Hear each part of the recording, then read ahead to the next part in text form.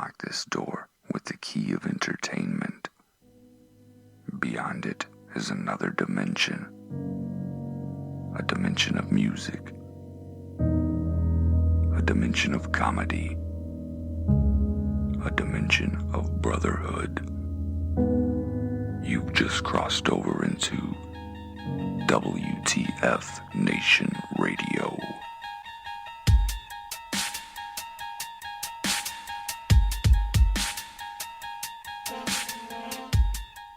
Have fewer than 10 of every size shirt remaining. So if you're going to get a shirt, you better get with the getting. We also have stickers, WTF Nation Radio stickers, 5 different designs. I'll give away one of those tonight. At least one. I got an idea for a contest of sorts. So we'll give away at least one. And if we can do Are You Smarter Than Mini Raptor, somebody else will win one.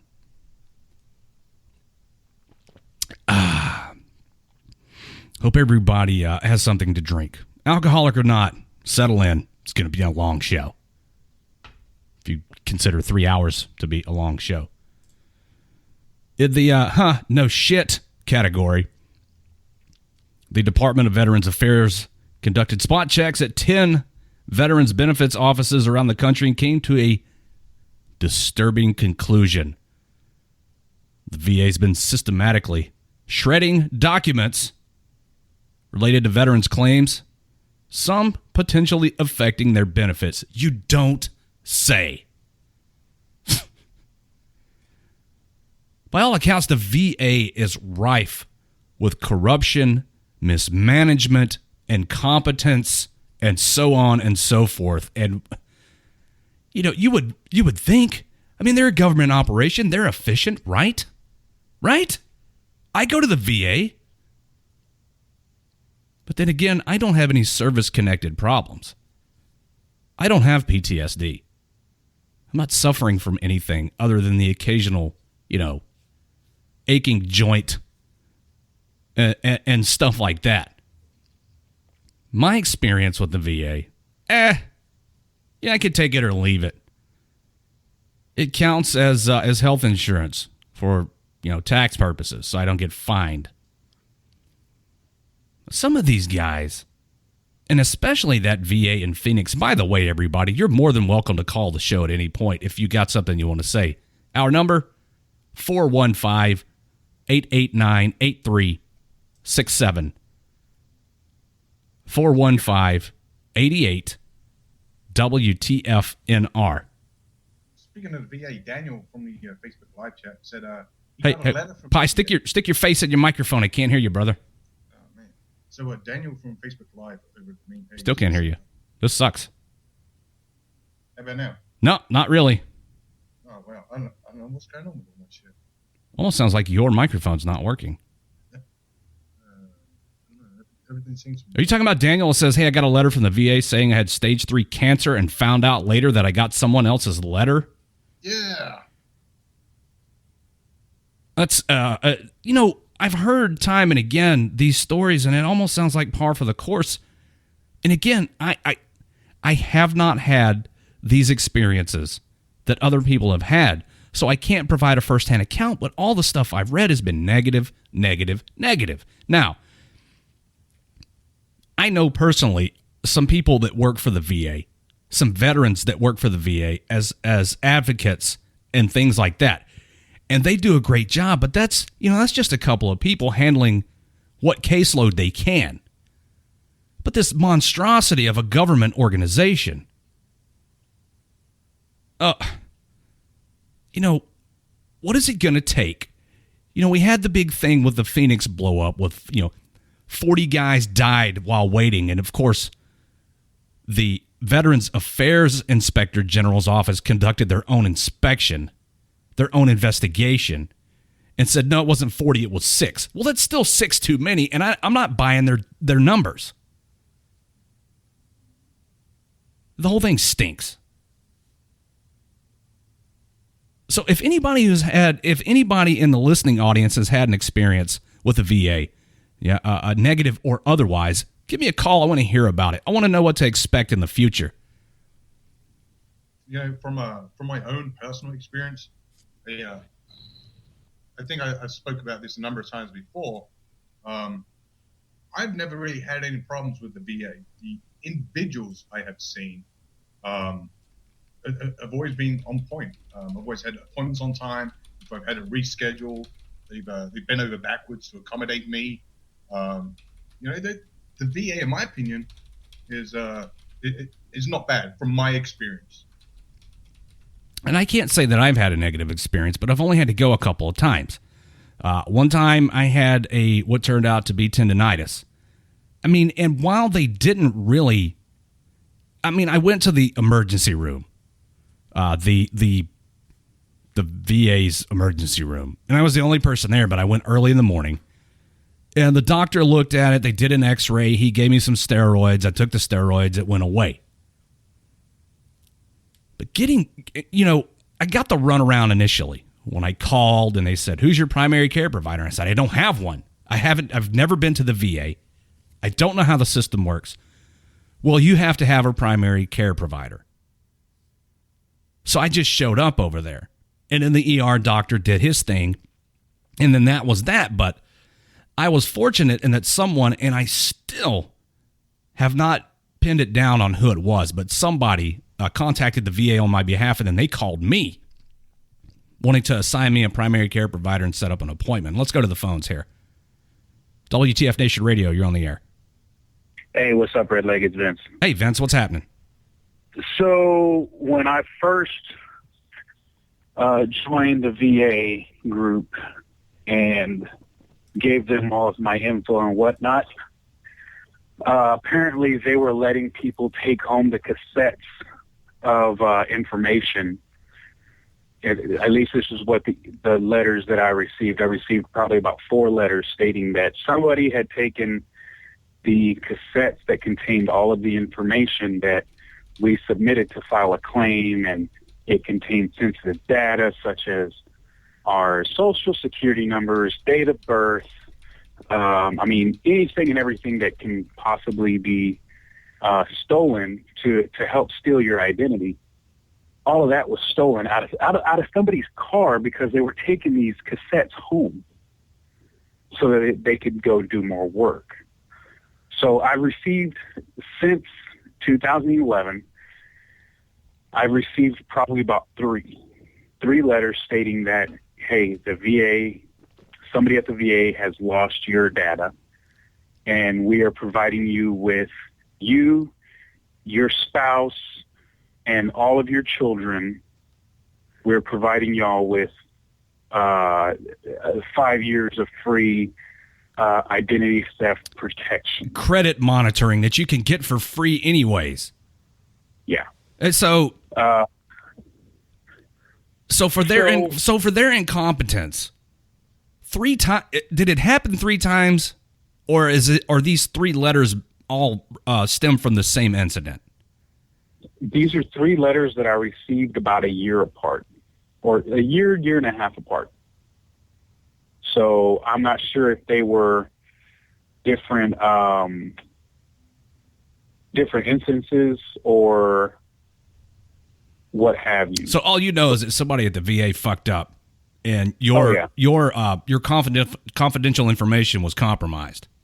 Oh yeah, yeah. Oh, good. That sucks almost as much as my chair squeaking. Oh yeah. There's that. I also got a letter. This was even before I had to start going in for yearly butt checks. I got a letter stating that. Oh, hooray for butt checks! I have to go in for yearly colonoscopies now. Oh, those are so much fun. Yeah, I've had one. Anyways, so I got somebody else's letter. Had my name on it on the front letter, but when I opened up the letter, all of the information was completely wrong. It didn't. My name was the addressee, but when I opened up the letter, it had some other dude's name on it, and it also had stated that, hey, we found cancer in your lungs, and we need you to come in and get more screening. I'm like, I never ever had any of this happen to me. You know, it's funny. It's funny you mention getting other people's letters. On one of my afternoon shows, I recently spoke about a person that received 3 different people's actual no shit medical records, like the whole fucking thing. And he ended up having to contact these people personally to try and get these documents back to whoever they belong to, because the VA was so fucked up. Now there was a statement or a question. Here it is. I want to know this from the Facebook live chat. I want to know, why is it everyone in America supports us and sees and acknowledges how shitty the VA is, yet nothing is ever done? Well, again, the VA is a government organization, and surely you realize that in any government organization, there's money exchanging hands. There's palms being greased. Somebody's doing somebody a favor.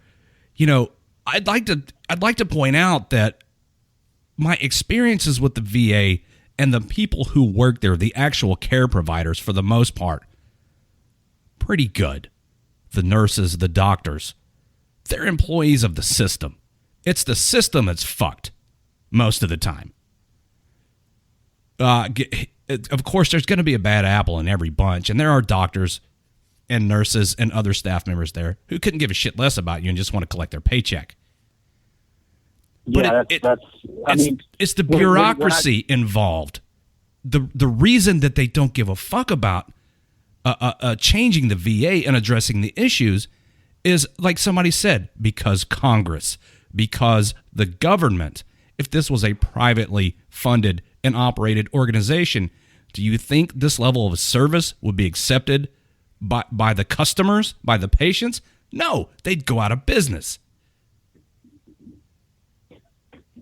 Want to fix the VA, fire all the civilians, hire all vets. Well, do we have enough skilled veterans to staff the VA? Is the government going to go for that? Whose nephew is going to lose a job? Whose niece is going to lose a job? Whose son-in-law is going to lose an administrative job at the VA? I don't think the civilians working it is the main problem. I've done a lot of research on the VA and all their fuck-ups and why nothing's been done. And it essentially comes down to the regulations they have within the VA kind of governs the employees, as well as the kind of unions that are floating around. There's been a number of people, one VA employee, got arrested and charged for armed robbery, and was still allowed to keep their job in the VA. When they were approached and asked, well, why the fuck is this person still working in the VA? The response was the person conducted these extracurricular activities off duty. They were not a representative of the VA at the time. You know how hard it is to get fired from a government job, state or federal government? Go to your local DMV. Go to your local DMV and look at the level of customer service you get there. They can't fire those fucking people. It's a government job. It's the same thing with the VA and any other bureaucratic horseshit organization. So there's my answer to the question about why nobody will do anything. You could, bring it up with your congressman. Write your congressman. Bombard your congressman with emails and letters and phone calls. But at the end of the day, I don't think they have your best interest at heart. Michael says, I don't know if I want my battle buddies at the VA. Michael, I don't know if I want your battle buddies at the VA. Because it's obvious that everybody here cares about each other. But what's the solution? That's what we're looking for here. Vince, I'm going to put another caller on here with you. Is that okay? Not a problem. Okay. Deuces. All right, man. WTF Nation Radio, you're on the air. Yeah, I wanted to talk about the VA with the civilians not being the problem, as the last guy was saying. Think back a couple of years ago, there was a civilian psychologist that was treating soldiers for PTSD out of Illinois that thought it was funny to take that elf on the shelf and make it look like it was hanging itself, saying, I suffer from PTSD. I think this part of the problem, some of these civilians don't understand some of the shit we went through over there. They don't get us. I have friends that work for the VA out here in Boston, and they're vets, and they even said the same thing. They said people complain constantly that they don't understand the shit that we go through. I think one of the ways to fix the system is to get rid of most of these civilians or train them better. It's something that has to happen. Yeah, but look who's in charge of the training programs. First of all, that doctor has no business treating veterans. Period. No, he's not qualified. And if he thinks he's cute being a smartass with the elf on the shelf hanging, he needs to have his license to practice revoked. Period. Hands down. No, I agree, Redleg. I agree, 100%. But that's the problem, is the training. There is no training. You know from watching our brothers and sisters go overseas that, we all signed up for it. If, after 2001, everybody knew that there was a chance they were going to go over. We all trained to fight, but they didn't do any training to take us to come home. They didn't do as much as they should have. They thought it was good enough to give us the pat on the back and say, get out of here. You're all set. And that stems to the problem in the military. I think it's gotten better over the years, and I hope so. I've been out for 4 years now. I just pray that for my brothers and sisters that it's getting better, because that's part of the problem with a lot of the generations of people that are my age that got out. I'm 32 now, and after a couple tours underneath my belt, I'm still suffering. And nobody knows how to treat it. So I don't even go to the VA. I do private doctors. Well, redeployment from downrange is not essential to accomplishing the mission. So yeah, you just got a pat on the back. Yep. Yeah, going back home and good luck. Yep, swift kick on the ass, red leg, and you're out the door. Right. And I mean, we all know it, but I think people like, 22 Too Many and all these other organizations out there that are trying to help, limit, our brothers from falling and brothers and sisters from falling, is amazing. And it's, and it stems to the only people that can take care of us vets is each other. And I've said that time and again on the show, look out for each other, battle buddies, because each other is all we've got. The reason we do this radio show, the reason this radio station exists, is because it gives our community, when I say our community, I mean the active duty service members and veterans, a place to come together with like-minded individuals and discuss topics that are relevant to us because we care about each other. My wife has said since the beginning, since I've been listening to you guys' show, since the start, that it truly has been one of my saving graces. I was in a dark place well over a year ago, and I have 2 kids and a family, and I'm out of it now, and I'm keeping on check and making sure I do the things I got to do. But one of the things that's helped is there's not a lot of veterans that I associate with out here. I don't know many where I'm living out now, and then it's nice to actually see people like yourself and this radio show and the callers that call in, and just how we band together. And there are so many people that are like me out there, and that really holds me strong. And so, Redleg, if you ever come down to Worcester, I talked to you last night, come on down, I'll buy you a beer. I might be out that way. I got a buddy that lives out there, so yeah. You were saying that, man. I work up at Cabela's. I'm a service manager on the boats and tractors up there, so come on down. Any vets that are out in Massachusetts, come to Cabela's out in Hudson. I'll help you guys out, all right? He's going to take care of you. Hey, thanks, brother. Thank you for listening. Thanks, Redleg. Have a good one. Hey, Joshy, in the main page Facebook chat said he's been into the ward 3 times, and it wasn't the doctors or pills that kind of made him wake up. It was the other vets around him. I mean, we kind of look at each other and make fun of each other all the time, especially in a service type stuff. But I mean, at the end of the day, we are all we've got. Unless you've kind of experienced what others have experienced and you've gone through the same thing, it's hard to kind of relate to someone and kind of get on that same track. I don't know. I guess it's fine to make fun of each other, but if someone else does it, then fuck you. A recurring theme that's come up time and again when talking about this has been, who do you want to talk to? Do you want to talk to some civilian doctor? Or who is a doctor? I mean, he's been to school. He's got all this training in psychology or psychiatry, whatever the case is. He's been deemed competent to treat your psychological issues. When I hear over and over again that these guys go and they end up coming out feeling more fucked up than they did when they went in. So they go find a battle buddy and talk to him. And then, at least for a little while, all their problems go away. Or if they don't go away, they at least become manageable because they talk to somebody who's been there. What the fuck is it going to take to get the government on board with this? Part of the problem is, it's a government job, so it doesn't pay shit, or does it? I don't know. I don't work for the government. Surely if these doctors were a little more competent, they'd be in a private practice or working somewhere where they could make more money. Is this a case of the lowest bidder? It's got to pay pretty decent. There's approximately 300,000 VA employees and 9 million veterans. The VA actually has the second largest government budget, first being the Department of Defense. So, I mean, if they get that kind of money, there really is no excuse for the amount of times they screw up. And, I mean, if you screw up a little bit, okay, fine, not a problem. But, I mean, in some cases, it's severe. It, like, results in death and shit. There's actually a group going around right now trying to push for having the VA privatized. So essentially meaning vets, if they don't want to go to the VA, then they go to a private doctor, private hospital, and the VA pick up the bill. Now, I know there was a program called was it Vets Choice, Vet Success, or some bullshit like that. Yeah. That if you can get an appointment after 30 days, then you could go and visit a private provider, and the VA would pick up the tab. But I heard horror stories of that. Like, it would fuck up people's credit because the VA refused to pay and all kinds of shit. So I don't know. It's going to take a complete overhaul of the VA, essentially scrapping it and start from the ground up to make everything right.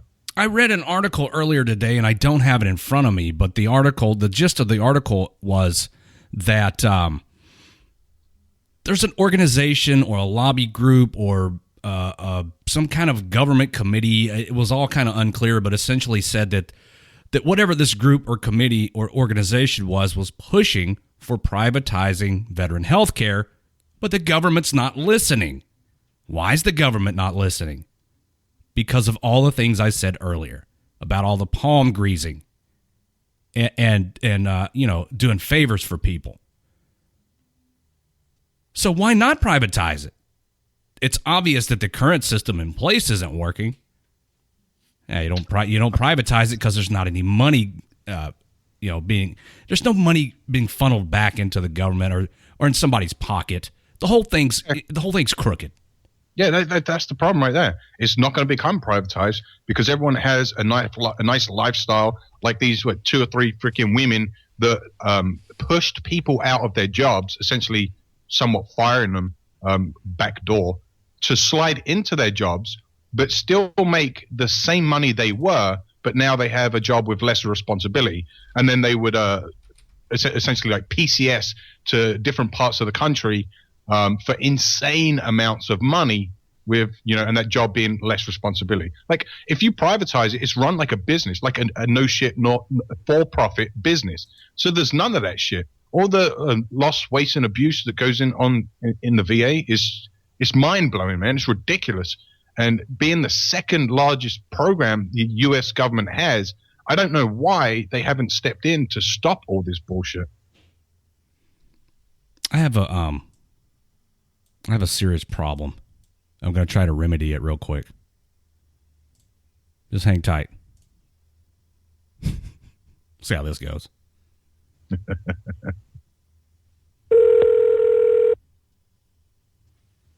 Oh, this sounds interesting already. Yeah. I mean, I kind of hate to interrupt the show with this, but this is a serious deal for me. I can't exactly get up and leave in the middle of the show. I don't think I'm going to get an answer. Hello? Hi, I have a problem. Okay. I left my beers. My beers are not back here with me. I need one or two. Okay. Can you help me? Yes, I can. Okay, thanks. Thank you, Mrs. Redleg. Bye, babe. You're welcome. Now let me answer the phone. WTF Nation Radio, you're on the air. Hey, you guys were talking about VA. Yeah, we VA are. problem. So, am I live? Is my voice live right now? Yes, your voice is live to the WTF Nation. Oh, okay. So basically, I work for a veterans nonprofit. We do VA reform. I just wanted to kind of get it out there that our voice is very powerful. That like our generation of veterans, and we're just letting it go to waste on Facebook. We need to get out and go yell at these politicians and go to VA town halls and tell them that's all bullshit. They know what they're doing. This fraud and abuse, it's from the top down. Not a single person's been fired for it. There's laws in place that make it impossible to fire these employees, and they're just shifted around every time they screw up, steal $400,000 in money and give it to themselves. They're not punished. That's because they know we'll take it, because every generation's taken it, because that's just how the way it is. So I got a question. Unacceptable. Yeah. So you're saying go to these town halls and these meetings and give them shit and let your voice be heard. Well, with the amount of outrage that is going around, I mean, Facebook has become almost the number one news source, apart from mainstream TV media. I'm pretty sure the VA knows that there's hundreds of thousands of people that are pissed off with their shoddy practices. So right. What would make it even better, or why would the VA listen to me just because I turn up to a town meeting and say the exact same shit as I'm saying right now?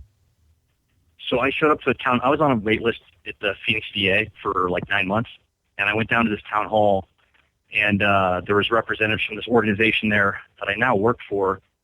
And the long story short of getting out and being vocal, it kind of ties down to this. When a bill comes up, congressmen and women and senators vote on this shit, right? But they hear from the people that are super, super politically involved. They never hear from young veterans. So what our group has found, at least out on the West Coast, where we're kind of based at, is every time one of these bills comes up, some of which we've proposed, we get as many people as we can to call these senators and harass them. And they've testified on the House floor that I'm going to vote on this purely because every day for the last 2 months I've walked in and my voicemail has been full about this specific bill, this specific law. It all comes down to the politician side of this stuff. And yeah, like, you're totally right. Going to these town halls and bitching is, they know it's like what was that shit they did in the Army? Like a sensing session. Oh, like the sensing session. That's kind of what that's like, right? You go in there, you speak your piece, and then when it's all over, they get up and leave and go, huh, what a bunch of crybabies. The only thing they're paying attention for is a way to fuck you. The only thing a commander ever pays attention to in a sensing session is how he can fuck this soldier. Yeah. So basically, it comes down to we need to get involved in the political process, as unsexy as it is. But our generation doesn't vote. That's proven. We don't get involved. We're not running for local Congress. We're not. And there's so many things to talk about. And I'm going to try to keep this short because I don't want to ramble on here. I'm just pissed off. So all these senators and congressmen, they don't just walk into Senate and Congress one day. They all run for like fucking city council or town council or whatever, right? Career politicians. Nobody votes in these elections. That's where they all get their start. And your vote, the smaller the level you go, the more your vote has an impact, right? Because at like the Senate level, there's hundreds and hundreds of thousands of votes, if not millions of votes. At the presidential, even more so. So your one vote, the lower the level you go, I mean, some of these city council positions are being determined by a couple thousand votes total. So if this guy's a turd, or better yet, if he's a great guy, that's where you push. And nobody cares about congressional voting, Senate voting. All people care about is the president who does 4 to 8 years, and he has this giant board of directors of like 500 dudes on this, basically a board of directors of his company. And those are the people that make these calls and decisions and vote on these things and have VA oversight and are on VA oversight committees, but nobody gives a shit. That's the problem with our generation. Nobody gives a shit. I have a theory about why nobody votes and why nobody gives a shit. You know, number one, we as a people are apathetic. If it doesn't directly affect us, we don't care about it. Number two, there is an overwhelming sense of, if I have option A and option B and they both suck, I just don't vote. Let somebody else deal with it. The whole lesser of two evils things. And number 3, what did I say? A, B, and 3? That's about par for the course for me. Yeah, that works. That works. Number 3, people just don't understand how the system works, how the government works, how legislation works, how bills get pushed through Congress. They don't know. They don't know that it all starts with your representative, and that's your point of contact for what you like and dislike about the way the government operates. You're right. People only vote for the president. It's turned into a media circus and a popularity contest. So if you want to make a difference, I've contacted my congressman on a couple of different things. They were not related to the VA, but nonetheless, I got results. Because they'll do something to shut you up. That's their job. That is literally their job. Exactly. You elect those people to be your voice to the government. So don't just sit on your ass. If you're not getting screwed, your battle buddy is. So take care of your battle buddy. Yeah. Because of video games and reality TV, like Mike says. Yeah, well, I mean, cynicism and apathy is going to be the downfall of this. And, I know a lot of people are like, oh, well, the VA needs more veterans in it, or this they need to hire more veterans. Like, where more veterans need to be working? Fucking Congress and Senate and City Council and your state legislature, your state Senate. Like, that used to be a thing that, like, guys that were in the military would get out and do this shit. Like, it's just not a thing anymore. There's a handful of congressmen and senators now that are doing it. For the numbers of us out there that we have education, we get it, whatever. Like, where are all the OEF guys running for office? It's funny. I was actually reading an article today. Hold on, Pi. I'll tell you where all the OEF guys are that should be running for office. They're sitting in the fucking waiting room at the VA waiting to be seen. Yeah. Okay, go ahead, Pi. I'm sorry. Yeah, it's funny you bring up there's less veterans in Congress and Senate and all that kind of stuff. I was reading an article today that actually says that there is less veterans in Congress, in state senates and all these political positions. Like it's on the down, like more than ever. There are a few veterans out there that are trying to do good things within the political realm, but overall, like, veterans just are not getting back into it for whatever reason. I don't know if it's because the political system's just so jacked up. It's more of a headache to get in there. It's really not hard to get in, though. That's the thing, is like, when you look at it from the outside, and like before I worked in politics, it was like, oh, this system's corrupt and fucked up, and it's like, whatever, you need a Harvard, Ivy League degree to get involved, and this and that. I've been involved for like a year and a half, and the state parties want me to run for office because I'm a well-spoken veteran. And I'm like, well, I don't even have a degree yet. No, I said, it doesn't matter. You have credibility. I'll tell you what, do us a favor. Go over to the WTF Nation Radio Facebook page, which is facebook.com/WTFR, and send us your info and kind of what you do and what you're about. And since we're in the information dissemination business, maybe we can throw some information out to everybody and see if we can start like a little political movement here. Yeah, that'd be great. A brilliant awesome. little scheme. Right now. Thanks for letting me chat. Yeah, man. Thanks for calling, and you're a voice, and that's what we need more of. Yeah, awesome. Thank you, guys. All right, brother. Have a good one. What I want to do now is give away a bumper sticker. Well, you don't have to put it on your bumper, but it is a sticker. There was a bumper sticker put on Colonel Admiral Stryker. Yeah, we did, in fact, have... I didn't do it. But somehow one of our stickers ended up on Colonel Admiral Stryker. We have photographic evidence. Every Monday night here, we do a game. I need Raptor 6 in here. Is he around? No? Face, call in. Well, I gotta find Minnie. We do a game here called Are You Smarter Than a Mini Raptor? And you may have to play against Pi in the Mini Raptor tonight if we can't find Dickface. You might as well just pick someone and give the fucking sticker away. Yeah. I don't know. Mini Raptor was 2 for 2 last time. Yeah, but I'm sure my IQ brings Mini Raptor down like so much more. Well, it levels the playing field, and there's Raptor 7. I heard you guys are giving away a sticker. Can I get a sticker? Yeah. Raptor Mom, send him a sticker. Sweet. Okay. Wait, don't you already have limited edition stickers? Like I met Red and Raptor 7 and didn't die. Yeah, I got like a fucking pile of the remnants of what we didn't give away. Oh, here they are. Hey, look at all these stickers I got. I got 2 of those. I got all these stickers I got. I got this many. You got all the leftovers. Mm-hmm. Yeah, look at all those. They're in the fucking GoPro bag. So, yeah, I got some stickers. Somebody, all these. Somebody encouraged Vince to call in to play Are You Smarter? Vince, don't call. Hey, sorry about that noise. I'm going to message you something real quick, Red Leg. All right. Hey, Red, there's a bunch of people in the main page chat that's asking for stickers.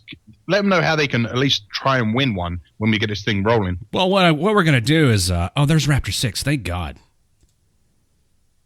Did I just say there's Raptor 6 and thank God in the same sentence? Yeah, what the fuck is going on around here? I had to take a drink real quick. Raptor 6. The British are coming. Hey, Raptor 6. Raptor 6. Said, fuck you guys, he's out. Did he hang up? Oh, his call dropped. All right, guys, what we're going to do is we're going to play a little game called Are You Smarter Than a Mini Raptor and Raptor 6 when I get him back on the line. The rules of the game are simple. I need 2 callers on the phone at the same time. I read a series of clues. When you have the answer... Raptor Mom, did you send me something? Yeah, check your messages. Okay. Which messages? I only got like 2, 3, 4 different windows open. I'm going to read a series of clues. When you have the answer or you think you have the answer, you just call it out. Whoever gets it correct gets a WTF Nation Radio sticker of your choice. If you'd like to preview the designs, there are 5 of them. Go to WTFNationRadio.com and go to the shop. That's where the stickers are. And if you don't win one, you can buy one. And if you don't want to buy one, you can try to win one later. Hey, Redleg.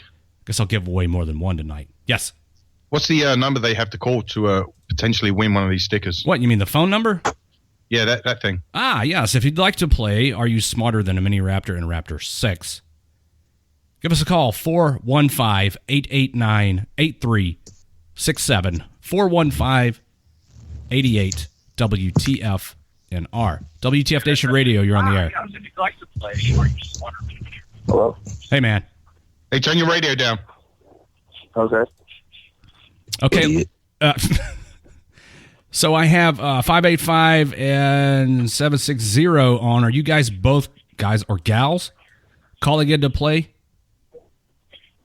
Okay. It's Tip. Tex. Tip. Hey, fuck. Tex, are you in the chat? What?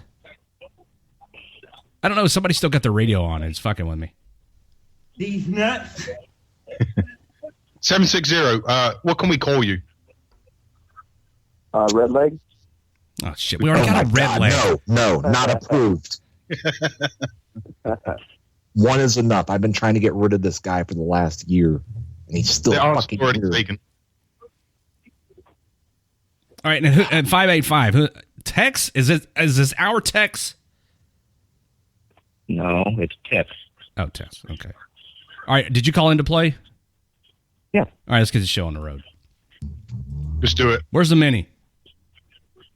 Are you here? Sup? Okay, there's the Mini Raptor. Got to read a series of clues, and when you know, when you think you know what it is, just call it out. All right. The category is Where Am I? Here are your clues. I am an Asian country. China. Most of my people are Arabs. Iron. Thailand. Some of the world's greatest civilizations developed here. Iron. Afghanistan. I am a leading supplier of oil. Syria, Turkey, and Jordan are among my neighbors. Asia. Historically, Kurds have not had an easy time living here. Kurdistan. Or no, Turkey. Wait, what'd you say? I think that was 585? Iraq.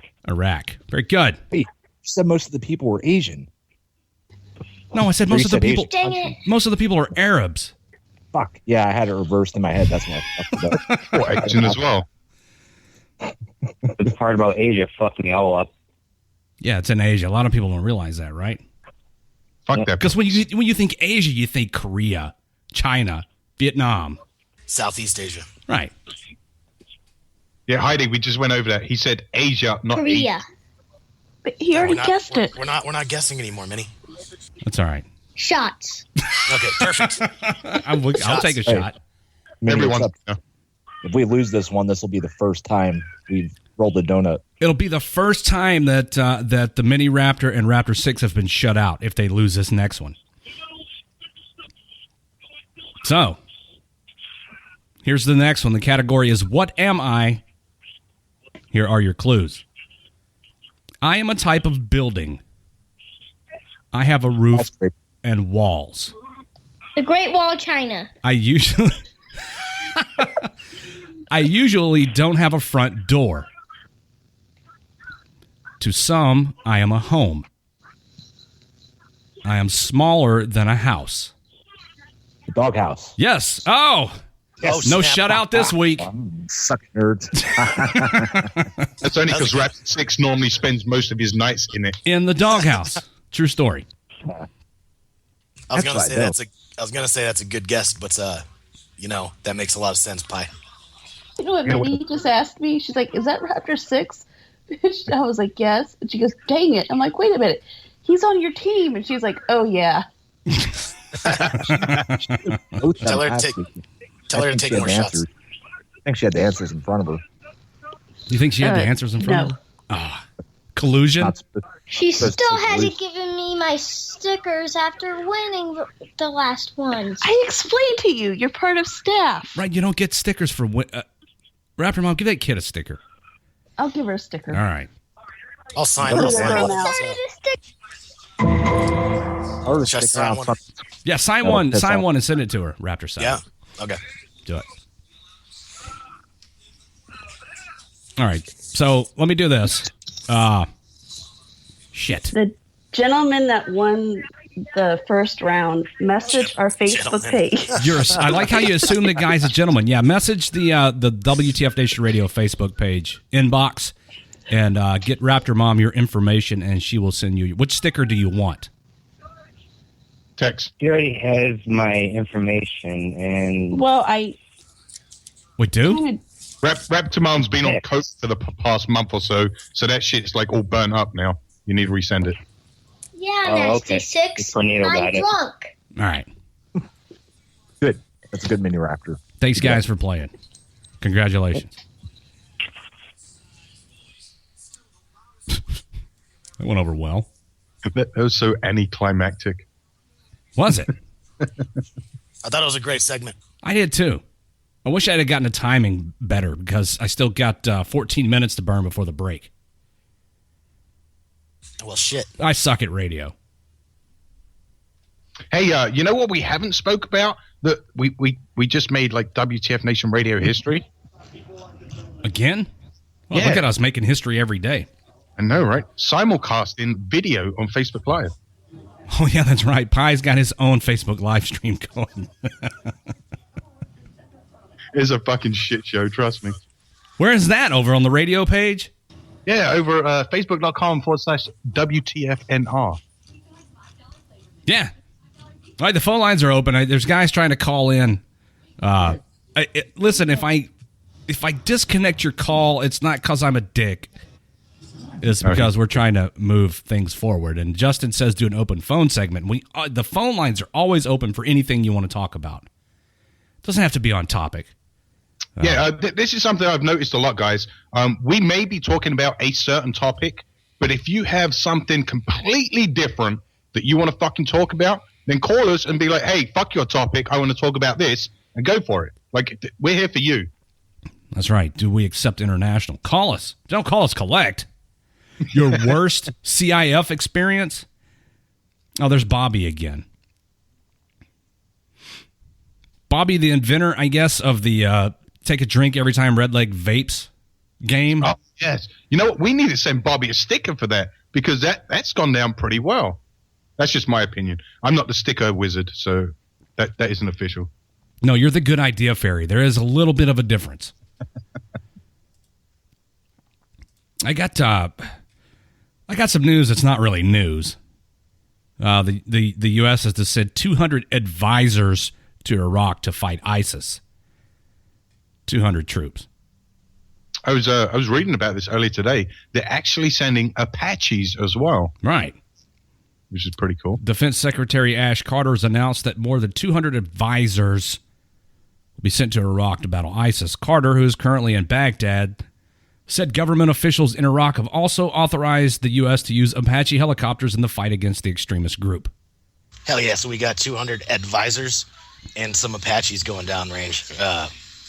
That's going to be cool. I mean, I can't just say advisors. I always have to sound sarcastic when I say advisors. Well, yeah, and I did air quotes. I mean, you may not see my cam, but I had air quotes getting thrown when I was saying advisors. I heard the air quotes in your voice. Yeah, good. Okay. During advisors with Apaches. Yeah, advisors with Apaches. They're going to advise you with some Hellfire missiles. It says here, during a visit to Baghdad, the defense secretary announced 217 more advisors who are personnel who will serve as planners, trainers, aviation support, and security are going over there. That's a shit ton of advisors. I would not want to be fucking around in that area in a couple months. Yeah. Them advisors are also reportedly special forces. Oh, was that not implied in our air quotes? Yeah, I'm pretty sure it was. Advisors, guys that grow their hair long and beards and have shit. beards and roll their sleeves up. Yeah, wear whatever they want and just murder everybody. Those guys. Guys who go to Afghanistan and beat the shit out of like local police chiefs. And they catch them raping little boys and shit. When they, and push them to the ground when they find out that they've been sexually abusing children, and then get kicked out of the army for being morally right. They're obviously not real special forces because they got caught. I don't know. Real special forces would have said, hey, I'm going to take this guy as far away as I can so the kid is fine. Took him around the corner of the building and fucking slit his throat and then like buried his body or some shit. And we're like, oh yeah, I told him to get the fuck out of here. No one's seen him since. Not my problem. I told him to run. Matthew, I don't have a problem with anybody of these special forces ilk putting their hands in their pockets. In fact, I don't have a problem with anybody putting their fucking hands in their pockets if your hands are cold. I mean, you don't stand around like a slouch, but there's nothing wrong with itching your nuts or scratching your nuts if they itch. Right. That's one thing I really liked out of the BDU pockets. They were large and you could reach your junk easy. Right.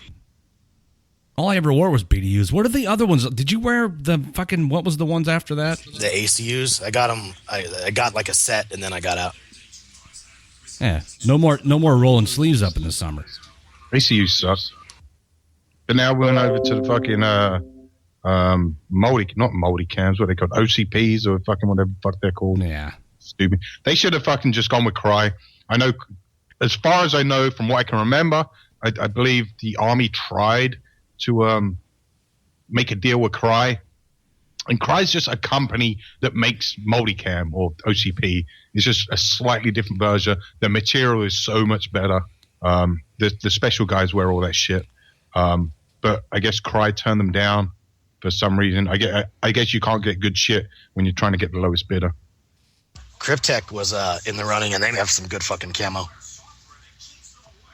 I like how every few years the Army changes camouflage patterns and materials to keep some civilian company in business and give them a shit ton of money. Well, that's actually a government regulation, believe it or not. So when it comes down to acquisition, different companies bid on different contracts. Well, you can only hold a contract for a certain amount of time before it has to go to somebody else. And it's all about not making a monopoly and kind of sharing the wealth throughout the fucking business world. Pi, I would just like to point out in the live chat at WTFNationRadio.com, people are clowning on the way you said multicam. They think you said moldy cam. Yeah, multicam. Moldy, as in like moldy cam. Infested with a mold or fungus. Moldy cam. Yeah. Well, that's probably not far from the truth, but yeah, multicam. Yeah, you don't need no penicillin. Just cut a piece off and eat it. Hey, I linked the website Cryptic. They make hunting camouflage, but they were one of the 4s in the running for the DoD contract for the new camo, and they lost. But I think that's a cool looking camo. If you go to that website and check it out, it's weird, kind of hexagon-y.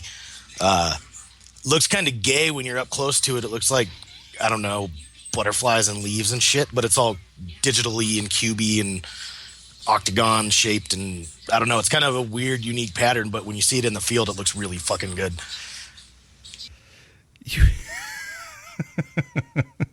Well, my description of it. Your description of anything is humorous to me. you have a knack for describing things. Moldy cam. God, I'm sweating like a motherfucker over here. We got to go adjust the air conditioning. I'll do that on our break in 7-ish minutes. And go get my own beer. Yeah, go to the Cryptic website real quick and look at their camo, and then go to just go to the Cryptic website and click camo on the drop downs and go to patterns, and then just scroll down and look at them. I think Cryptec's out of Nevada. These nuts. I don't think they are, but I had a lot of contact with them when I was working at Cabela's. You see, Pi, he stopped acknowledging your mispronunciation of Nevada because he knows that you're just trying to get at him. I don't think I didn't pick that up.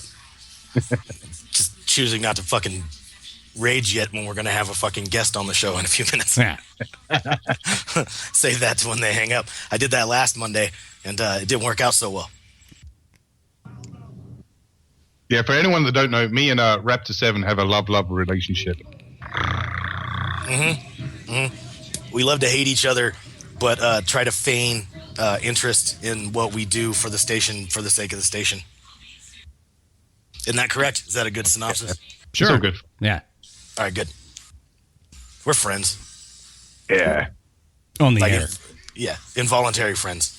We have to. Fuck yourself. I didn't say that. Well, I did say that, but I didn't say it just now. Didn't say it just now. That was from a while back. Between midnight and 6 a.m. Raptor 7's greatest hits, including Go Fuck Yourself, Hang That Shit Up. Can I hear that one, Jim? Hang that shit up. Get the fuck out of here before. Fuck out of here, VIP baby. Yeah, that one.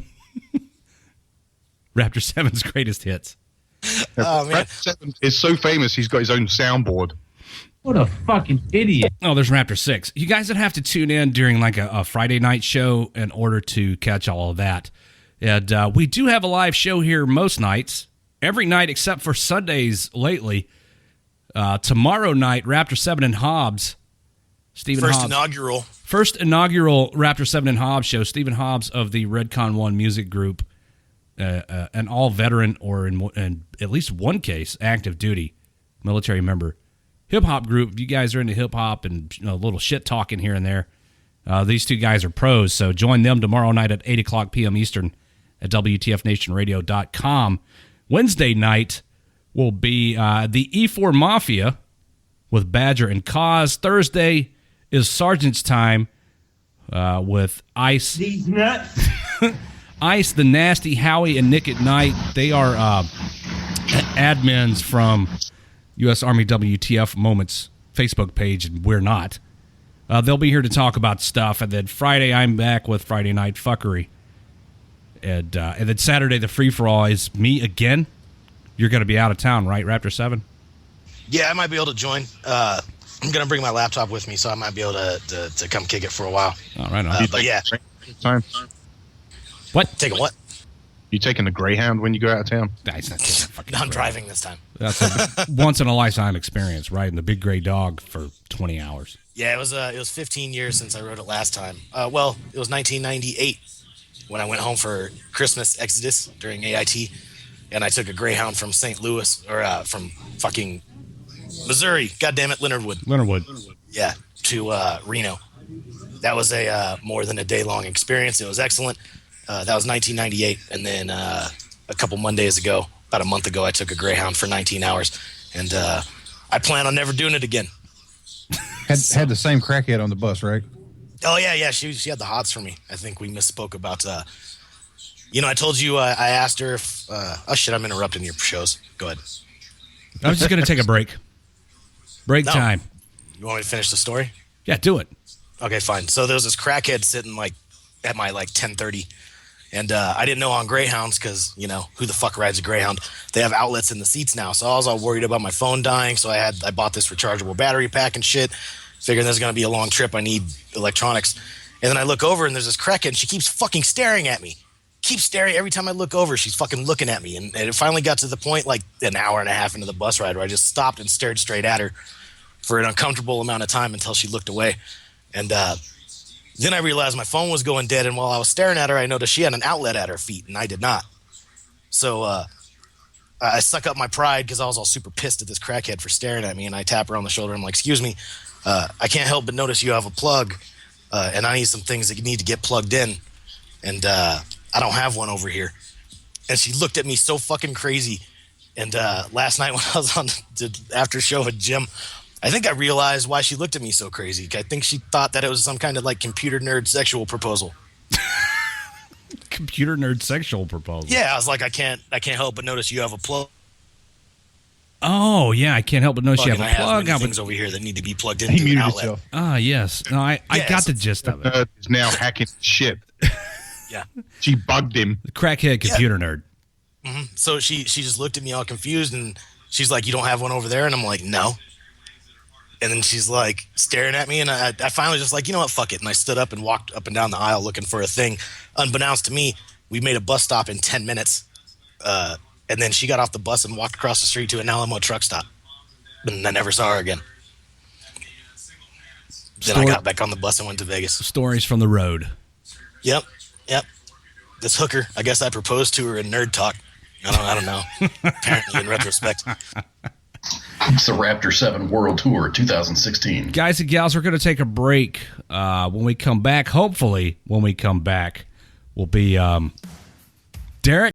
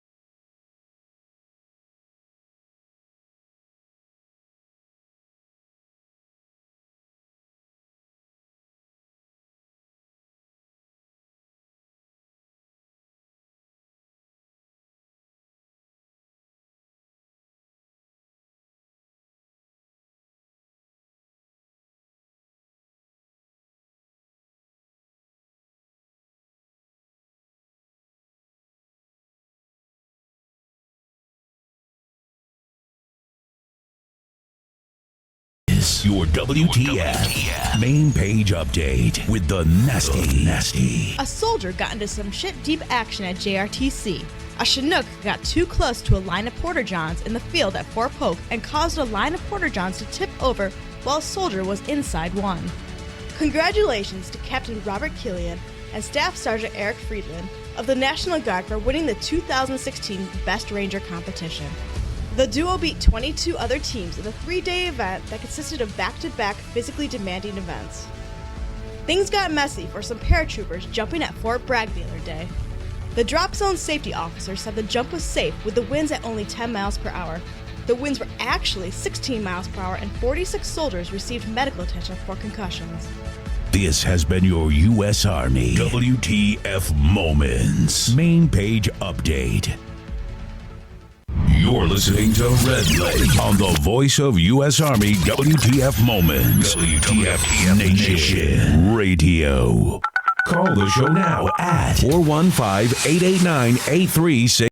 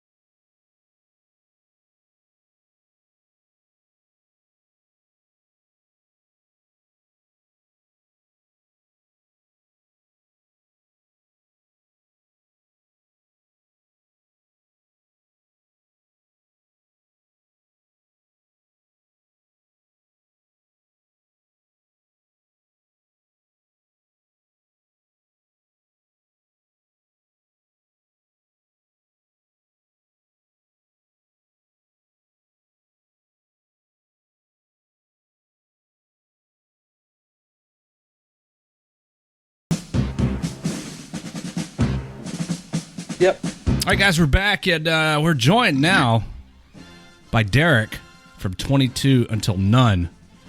Give you a little backstory. 22 Until None, based out of Houston, Texas. Is that correct?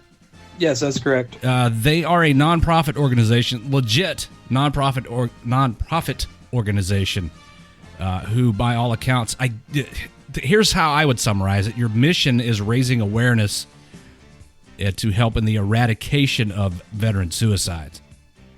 Correct. That is our ultimate mission, is to raise awareness, and through raising awareness, we reach out to the veteran community and have them raise awareness within their own communities locally and nationwide by reaching out to their brothers and maintaining some open line of contact with them to ensure the overall well-being of them.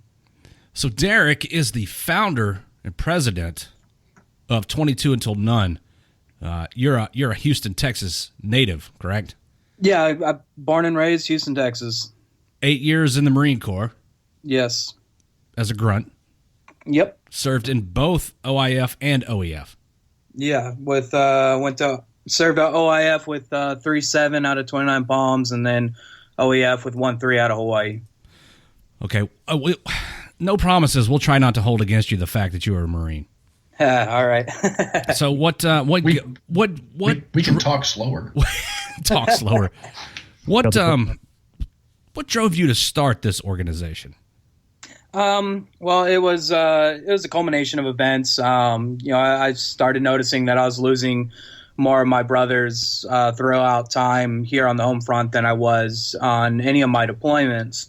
And upon my transition, it didn't go as smoothly as I hoped it would, and I ended up at the bottom of a pretty deep hole. And I didn't really realize there was a whole lot of organizations out there. So it motivated me to start something to prevent anybody that is going through any kind of dire straits from getting to the bottom of that hole, and knowing that there is stuff out there that can help you and assist in your transition, both professionally, educationally, and overall well-being.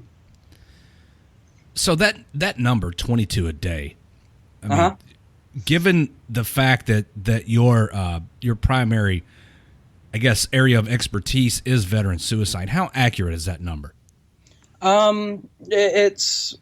It's not accurate per se, due to the lack of reporting states. That data came from a 2012 VA report, and in that report, not even half the states, in the union reported any kind of suit or deaths by suicide. So, with the data that they did have from the report, that's the number that they came up with.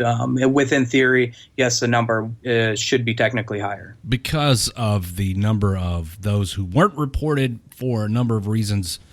Homeless guys that don't have a family, or exactly, and also just the classification of the cause of death. It could be It could be an intentional overdose, but it's classified as an overdose, and it may not be a suicide. So there's a lot of different aspects and facets to how they report, and I don't really consider myself an expert on reading their statistical data, but it's pretty plain and straightforward as to how they collect that information. I think in that particular study, the one you're talking about, where they came up with 22 a day, I think it was only 19 states were actually involved in that survey. Correct. So let's talk about resources available to veterans who are having thoughts of harming themselves or are at risk. What's available to guys? Because we have gotten, on more occasions than I care to get into here on the radio, we've gotten calls from listeners. We've gotten messages from listeners, guys that are reaching out for help to us, and we do what we can. But what resources are available to people if we're not around? Well, we have pretty much a 24-hour rotating watch through our social media, email, and also our phone. They can, reach out to us and talk to us. And, we're not clinicians. We're not doctors. We're just normal people. And that's generally how we approach the situation. It's just, talking to them, just, being a friend and, figuring out what the best approach is to assist them. We also have a network of nationwide volunteer veterans that we use as a dispatch system. So once we can get a location on them, we can dispatch a veteran to go over there, do a face-to-face with them, sit down with them one-on-one, and help them work out a game plan to alleviate the underlying symptoms and issues that they may be having and struggling with. So now, now there are a lot of inquiries in the live Facebook chat about opening or starting local chapters. One in Austin was one of the cities that I caught, and then another one that I'm not seeing. If somebody wants to get involved, what's involved in starting a local chapter, and how do they go about getting in contact with you? Well, for local chapters, we have 19 of them up and running in various cities and states. The basic criteria for it is, one, obviously you have to be a veteran to run it, to be the chapter lead. You would just get in contact with Crystal, who is the vice president, and she oversees that program.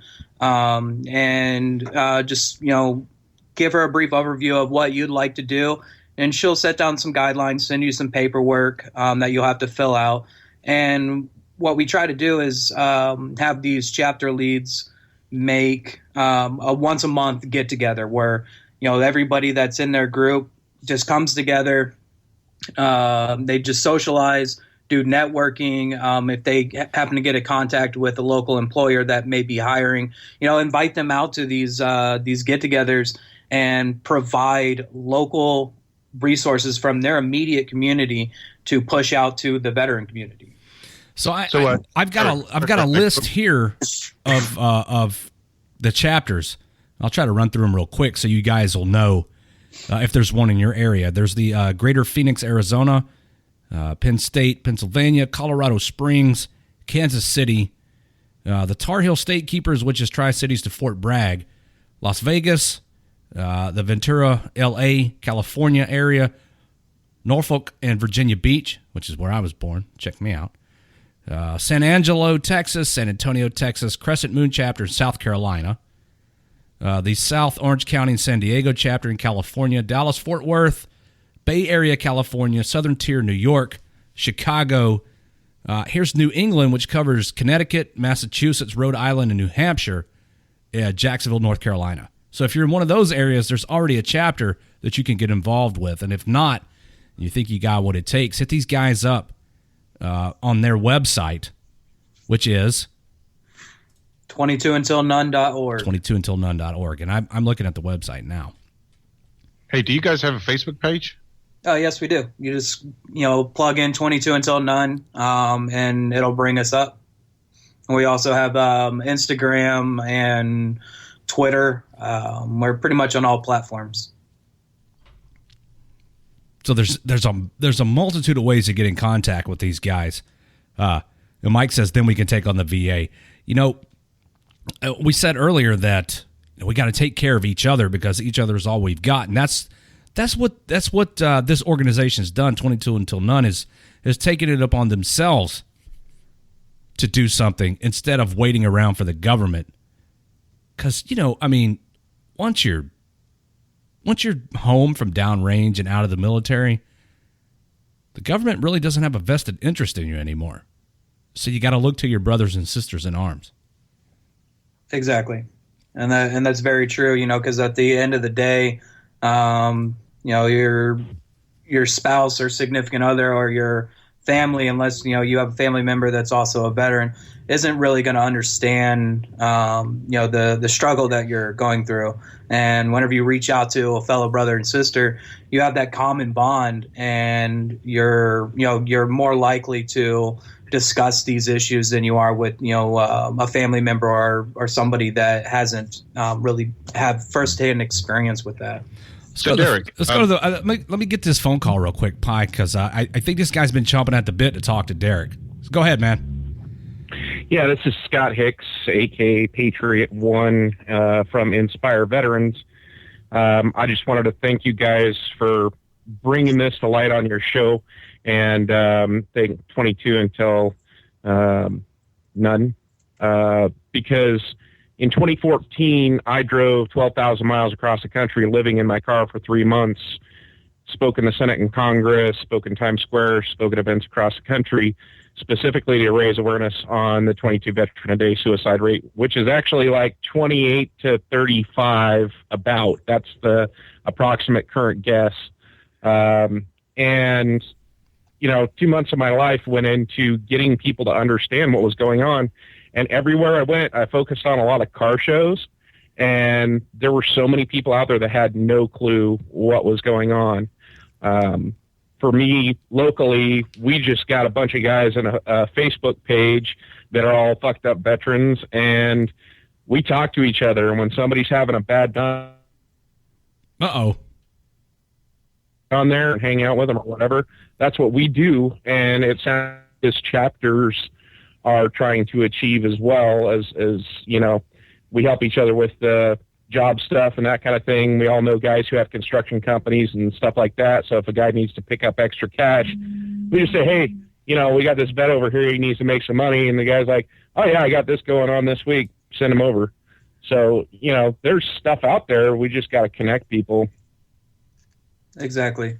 Here's a question for both of you. Since you're from two different organizations, Derek first, do you reach out to other organizations that do similar things to you and work hand in hand?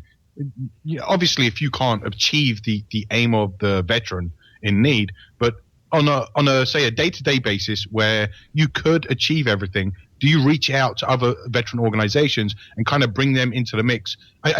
I guess my overall question is, there's so many different individual organizations out there that I feel every organization needs to come together as a whole to make this big push for 22 veterans a day, for homeless veterans, for veterans that, medical care that not getting the care they need, but like just everything a veteran needs. Like, so are you guys working with other organizations to make yourselves whole? Actually, yeah, we've partnered with a few other organizations that, it's just a fraternal partnership. And we also work with other organizations. And the reason behind that is if we have, a veteran that is, has a unique situation and is one that doesn't fall within our programs to help them, then we have contacts with these other organizations and we give them the contact information for that organization that will be best suited for their individual problem. And we make sure that, they're getting taken care of. It's just like if we have an Army Ranger that comes to us and is having issues, we'll call over to Gallant Few and have them handle it, our Recon Marine, and send them over to the Raider Project and have them handle it because they may have the necessary resources and skill set to provide that type of help for them. Scott, you're still on the call? Yeah, I'm still here. Okay. Now, the flip side of this coin, did you guys also network with other organizations? Yeah, here's the thing. I'm not an organization as a whole. I'm a veteran that decided to do shit because nobody else was doing it. There you go. When I did this in 2014, there was very few organizations that were trying to bring awareness to the 22 Veteran a Day problem. So I just kind of stood up as an individual veteran and started doing this. And I get guys that Facebook me in the middle of the night because they know what I did, and they're an individual that's on the brink of suicide. And I've had the 4, 5, 6, 7, 8 hour conversations, talking them down individually and trying to come up with solutions to help with child custody issues, divorce, you name it. I mean, I'm really good at researching, It's just one of the skills that I've been given in life. And so I do reach out to any and every organization I can possibly think of or find based upon individual need. One of the cool organizations that's out there right now, I don't know if you guys know about it, it's Lift for the 22. That is an organization that's working on getting gym memberships for veterans. They're trying to partner with gyms to give free memberships to veterans so veterans can get in, start working out, which increases your dopamine, increases your health, and overall helps fight PTSD because you're increasing your endorphins every day, and depression is less likely when you're working out. Kind of a cool program. Yes, I agree with that. We actually partnered with them to assist in our health and wellness program that we have. So they are a good organization. The man that runs it, Carter, is a great individual and does some really amazing work. Yeah, I personally, I'm just a disabled vet on a fixed income, and I don't have an organization, so to speak. I don't have a large group of people working with me. I just see that there's the ability for me to do it individually and connect as many people to as many things as possible. There's a program that I've been working on lately that's Inspire Veterans, but it's for specifically getting veterans out to the shooting range and using that as a tool to break the ice between guys, because what vet doesn't like to go shooting? And honestly, that's an endorphin builder for a lot of these guys, and they haven't been shooting in a long time. And somebody asked me, I was like, well, do you really want to take a bunch of guys that have PTSD out shooting? And I said, well, what you don't understand is that's what they know, and that's when they feel protected. That's when they feel comfortable. That's when they let loose and relax and start talking. And, it's more of a brotherhood kind of a thing that happens. And the typical civilian answer to that is, well, I don't really think you should be putting guns in the hands of veterans with PTSD. And I said, well, they probably already have their own anyways. I'm just getting an opportunity to go out and shoot with each other and talk and find out what's going on with them on a one-on-one, face-to-face basis. And that's On Target Veterans. It's just a basic local program to get guys out shooting and have a good time, and if all the guys that had time and ability out there that are veterans that have some spare time to do something with, did something, whatever that might be. I mean, maybe they're woodworkers and they like turning pens, or maybe they're, welders and they like fabricating stuff. Dude, call a vet up that is having a hard time, invite them over to your place or whatever, and do something with them, because a lot of guys just get isolated. It's that pure isolation that nobody cares and the world's just gone to shit.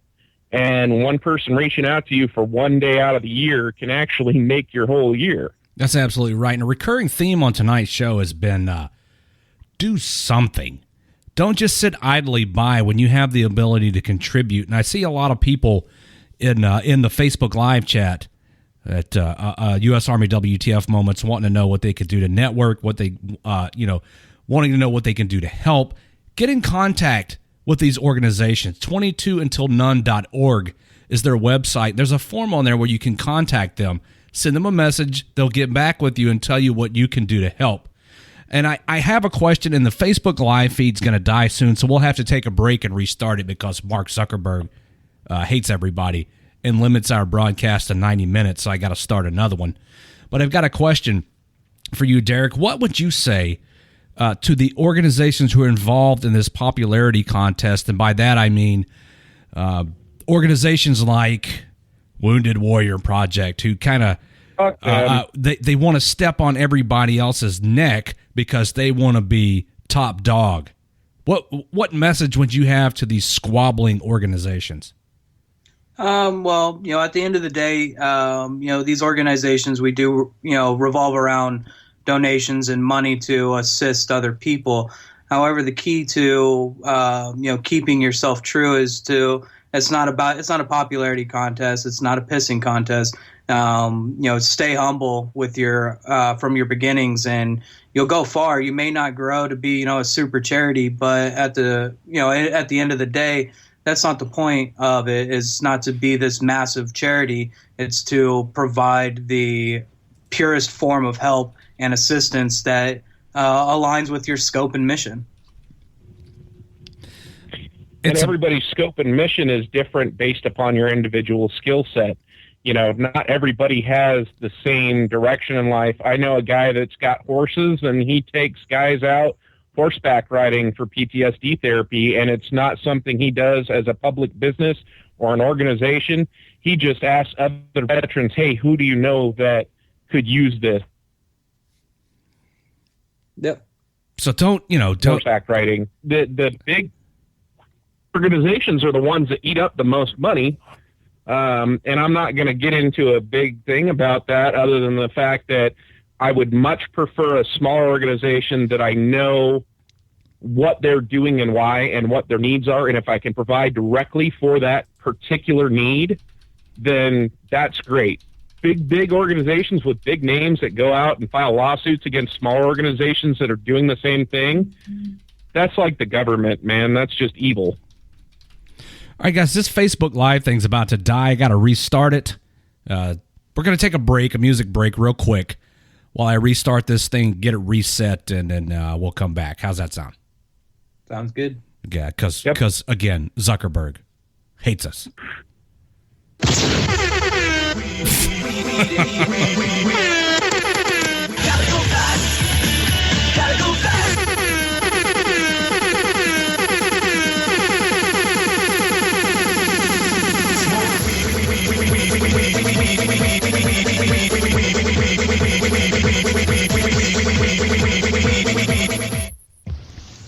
Thanks, Jim. What was the last part? I was waiting for the last part. Smoke weed every day. There he goes. DD214 required. DD214 required. All right, guys, we'll take a break. I got to restart this Facebook thing. Listen to some Redcon 1. Shots. Kill Us Inside. My favorite Redcon 1 track. This is I'm the host, so you have to listen to what I want to hear. Yeah. We'll be right back here on WTF Nation Radio.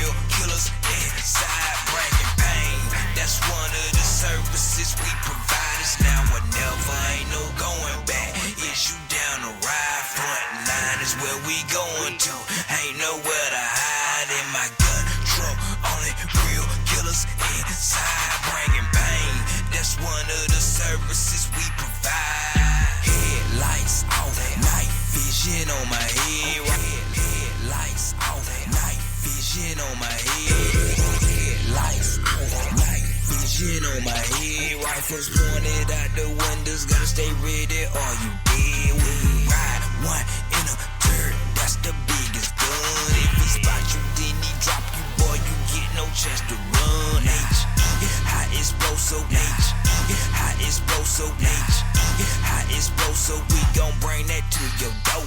Dropping rounds through your roof, put your ceiling on the floor. Everybody in my gun truck, ready for some woe. It is obvious we suited and booted from head to toe. On a mission, I am scratching my trigger finger, it itching. If you can't stand the heat, don't you come in hell's kitchen. This that ride of a lifetime, gambling with your lifeline. Death around the corner, I pray the reaper don't take mine. We bring that pain, everybody get a double dose.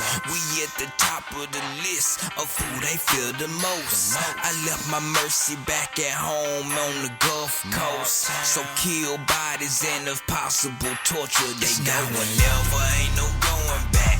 Is you down the ride? Front line is where we going to. Ain't nowhere to hide in my gun truck. Only real killers inside bringing pain. That's one of the services we provide. It's now or never, ain't no going back. Is you down the ride? Front line is where we going to. Ain't nowhere to hide in my gun truck. Only real killers inside bringing pain. That's one of the services we provide. Raw pain, The murder that we bring got you sweating bullets, let me pull it in at your brain. All you hear is bang bang, hit him with the big bangs. Excalibur, large caliber canister. Excalibur, large caliber canisters. Excalibur, large caliber canisters. Big hammer, but don't call me Gallagher. Big hammers, but don't call me Gallagher. Big guns make you run fast, Caliber. Big guns make you run fast, Caliber. I'm a scavenger, I'm feasting an amateur. Listen for rattlers, sign of a massacre. Dead body smell, gone with the lavender. Examiners, they can talk to my manager. Think I hang tight like a calendar? No, I'ma leave town like a traveler. Go, I'm sick of the flex capacitor. Own big calipers on the Challenger. Gone. Lord help me, I didn't wanna take his life. Clip empty, and I just wanna make it right. This remorse, pale horse, carry death.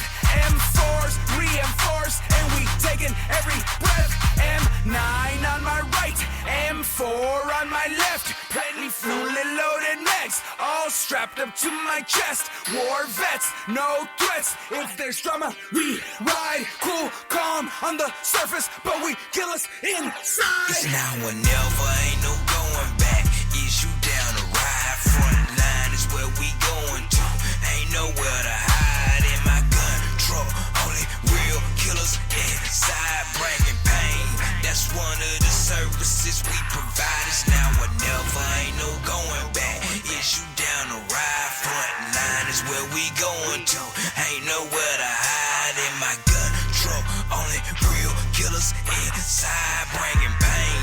That's one of the services we provide. I got them killers in the back of that M-Rap, strap up, M4, ready to go. You don't wanna act up, let them know this is not a game. I will end your life, open up that 50 cal, that's what I call a firefight. We ready to go, no hesitation, no time to stop for contemplating. Just shooting, moving, communicating, and sending them boys straight to Satan. My soldiers on deck, and we ain't afraid of nothing, and they all act tough till that 50 gets the thumping. Watch the Haji fall back, watch the Haji run hard, watch the Haji run fast, watch the Haji run far, watch the Haji put a bomb inside a suicide car, then watch me light the Haji up like a Cuban cigar. It's now or never, ain't no going back. You best be down to ride, cause my gun truck ain't got nothing but killers inside. Ain't no bitch in our blood, just fire in our bones. Flip the safety switch to semi, raise it up and let it go. It's now or never, ain't no going back. Is you down to ride? Front line is where we going to. Ain't nowhere to hide in my gun truck. Only real killers inside, bringing pain. That's one of the services we provide. It's now or never, ain't no going back. Is you down to ride? Front line is where we going to. Ain't nowhere to hide in my gun truck. Only real killers inside, bringing pain. That's one of the services we provide.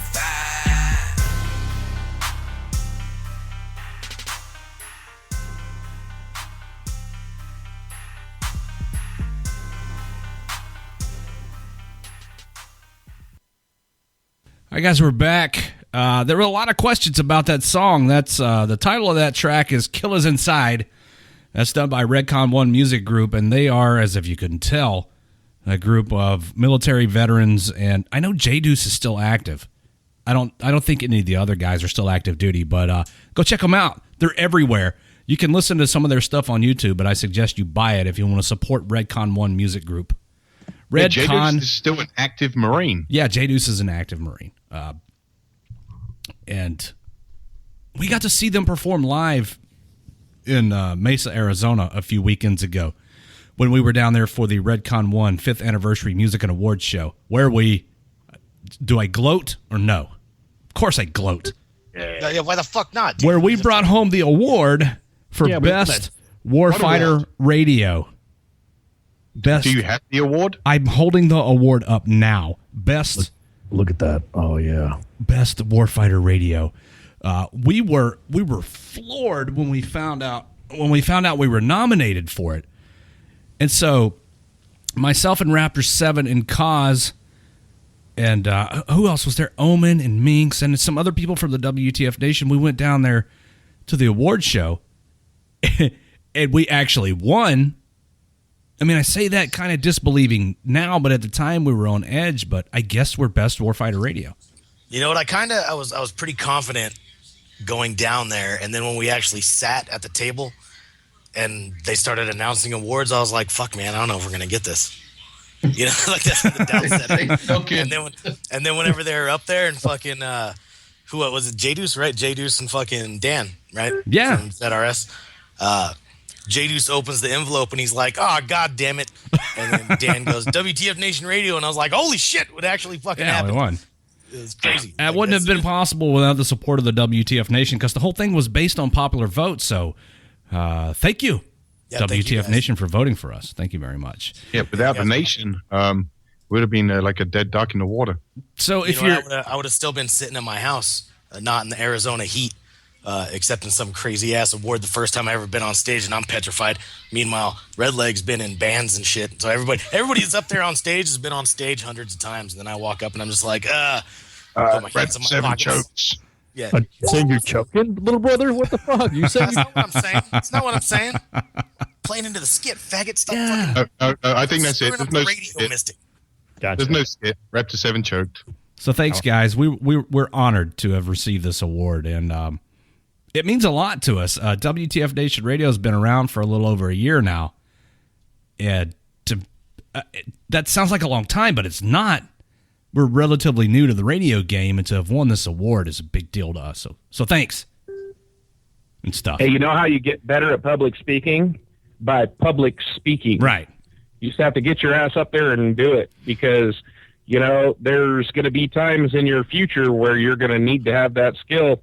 And if you practice in smaller venues, local stuff, veterans events, things where you know, there's people it's better. You mean like veteran radio that we just won Best Warfighter Radio for, right? We do this, and then you mean like I'm a operations manager in my real job, so I have like over a dozen employees that I have to publicly speak to in a smaller venue. Yeah, all that's fine. You get up on a big ass stage in front of fucking few hundred people. I'm not about that. You know what? I wouldn't accept that job. I don't want that job. I sit here and hundreds of people are listening to me right now. But you know what? I'm sitting here. But if everybody had trained guns on you, you would have been fine with it. Of course. You'd have been like, yeah, I'm used to this shit. If you guys are just tuning in to WTF Nation Radio, how's it going? This is the Monday edition. I'm your host, Redleg, and we're joined tonight by our guest, Derek, from 22 Until None. Derek, thanks for joining us. Thank you for having me. And he's here to tell us all about the organization 22 Until None and its mission to help spread awareness and eventually eradicate veteran suicide. It's disproportionately higher among veterans than it is among the, I guess, quote, civilian population, is it not? Yeah, well, and yes and no. Because our community is defined and it's such a a small percentage, it's easy to calculate those numbers whenever you're doing a populace as a whole. It may actually be a lot bigger because you're calculating in just everybody's whole existence, and now whenever it's being narrowed down, then that's a pretty eye-popping number for a small niche group. Veterans are 200% more likely to commit suicide, or I guess I would say veterans. A person is 200% more likely to commit suicide after military service. Over 8,000 veterans a year commit suicide. 1 in 5 suicide deaths is a veteran. And that's not a U.S. only thing. I was talking to a guy from Australia, and Australia's veterans have the same kind of numbers that the U.S. does. That's an unacceptable number. God damn. It's an unacceptable number by whatever yardstick you're measuring numbers by. And the fact that there are resources available makes it all the more. I don't know, man. These guys, they're either not reaching out or they're not aware, and so organizations like 22 Until None are doing what they've got to do to promote awareness and let these guys know that yes, there are people you can talk to. Yes, there are resources available. Yes, there are numbers you can call, people that you can contact. If you're feeling like like you'd want to harm yourself, get in touch with one of these organizations, or at the very least, call your battle buddy. Absolutely. Buddy check. You know why most veterans don't talk to anybody and why they have the highest suicide rates? I'll tell you, it's a really sad statement. It's because of the fact that our Veterans Affairs Department is designed specifically to get you in trouble should you have thoughts of doing something wrong, which is the exact opposite of the standard of care for mental health. The standard of care for mental health used to be a person was your care provider. You confided in them and anything and everything, and it didn't matter what you said, it stayed with them. It didn't have a mandatory reporter bullshit or any of that kind of stuff. And people could actually get real help because they could actually say what was really on their mind, not the edited version that you give to the VA so you don't get your ass in trouble, get your guns taken away. Correct. You know what? You hit her on the head. You know what scared me off? What scared me off from the VA was the first time I went for my first mental health eval when I started claiming, mental health issues. I go see the guy and he's like, "Do you have any guns?" And I'm like, "Yeah." And he's like, "How many?" And I'm like, "I don't know, enough." And he goes, are they loaded? And I'm like, "Yeah." And he said, "It mentions you have nightmares." You mentioned you have nightmares. And I'm like, "Correct." And he goes, "You ever woken up thinking you're somewhere else?" And I'm like, "Yeah." And he's like, "Have you ever thought about grabbing the gun?" And I'm like, "I don't like where this line of questioning is going, dude." Exactly. He goes, "Do you need any gun locks?" And I was like, "Yeah, fuck it, sure, I'll take some gun locks." And he goes, "How many do you want?" And I was like, 6. And he's like, 6? That's it? And I was like, "Yeah, sure." Thinking he's giving me free gun locks. And he goes, "I'm going to have to report this to the police." And I'm like, "Whoa, what police?" Report to the police that you own firearms. Yeah, I was like, "What police?" And he's like, "The VA police. They have to keep accurate inventory." And I'm like, "You know what? Fuck it. No. Nah. And we're done here. I don't want the gun locks. I don't want any of this." And I left.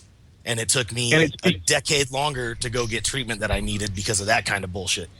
And you are the exact example right there of what happens to veterans every single day all across this country, and they all fear the exact same thing. Because what is our security blanket as military members? Firearms. What is the one thing that we hold dear that we know we can protect others should somebody try to come and harm us? Firearms. Is that a bad thing? No, because we're trained to use them. We know how to use them properly and care for them. Could we kill ourselves with them? Absolutely. Anybody can kill themselves with a gun. Anybody can kill themselves with a fucking popsicle stick if they wanted to. It doesn't make a difference. If you're going to do it, you're going to do it with something. It doesn't matter what the device is. It doesn't really come down to guns, and this is what Derek from 22 Until None was saying earlier on. A lot of these veteran suicides are not calculated because they're not seen as the normal suicide. Like I've known veterans that have spoken to me about the ways they would take it out. They don't want their family knowing that they quit, that they lost the battle. So they would plan their suicide as a fucking accident. Like, I'm going to just drive down the fucking freeway and plow into the nearest bridge I can find as fast as I can without a seatbelt. Boom. I'm guaranteed. Actually, back in the day, my plan was on a crotch rocket motorcycle and find the biggest, hardest surface I could that would give me the longest straightaway before hitting it. And that would be the easiest way to end it. Hey, Scott. Scott, I've struggled with this. This is not something new, and because of that, I can talk to other people about it and share my past and how I overcame it. Hey, Scott, I got a shit ton of people calling in, man. I got to open up the phone lines here. That's fine, man. I appreciate you having me on. But thank you for your input. My name's Scott Hicks. Find me on Facebook. My little picture says "fuck off or full" with Uncle Sam on it, so you'll know it's me. All right, man. Thank you for calling in. Appreciate it. Let's grab this call here. WTF Nation Radio, you're on the air. Hey, how's it going? What's up, man?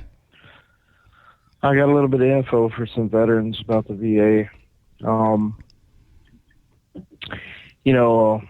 hearing a lot of stories about, veterans having issues with mental health and talking about guns and everything. Well, you get this Veterans Choice card, and I just found out about it like 6 months ago.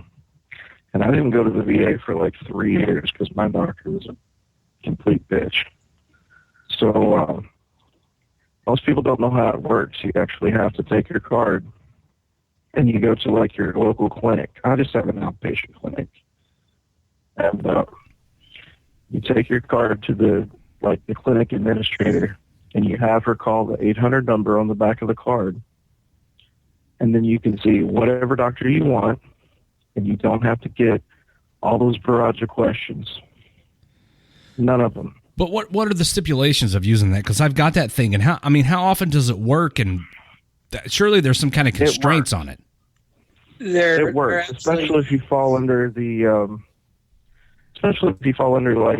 it depends on what kind of veteran services you're, qualified to receive. But for, normal use, you can see whatever doctor, wherever you want to go, to your local clinic and see your actual primary care physician. Some people are using the VA as their insurance, just so that they don't have to pay this ungodly fine at the end of tax season. Right, that's what I do. Yeah, me too.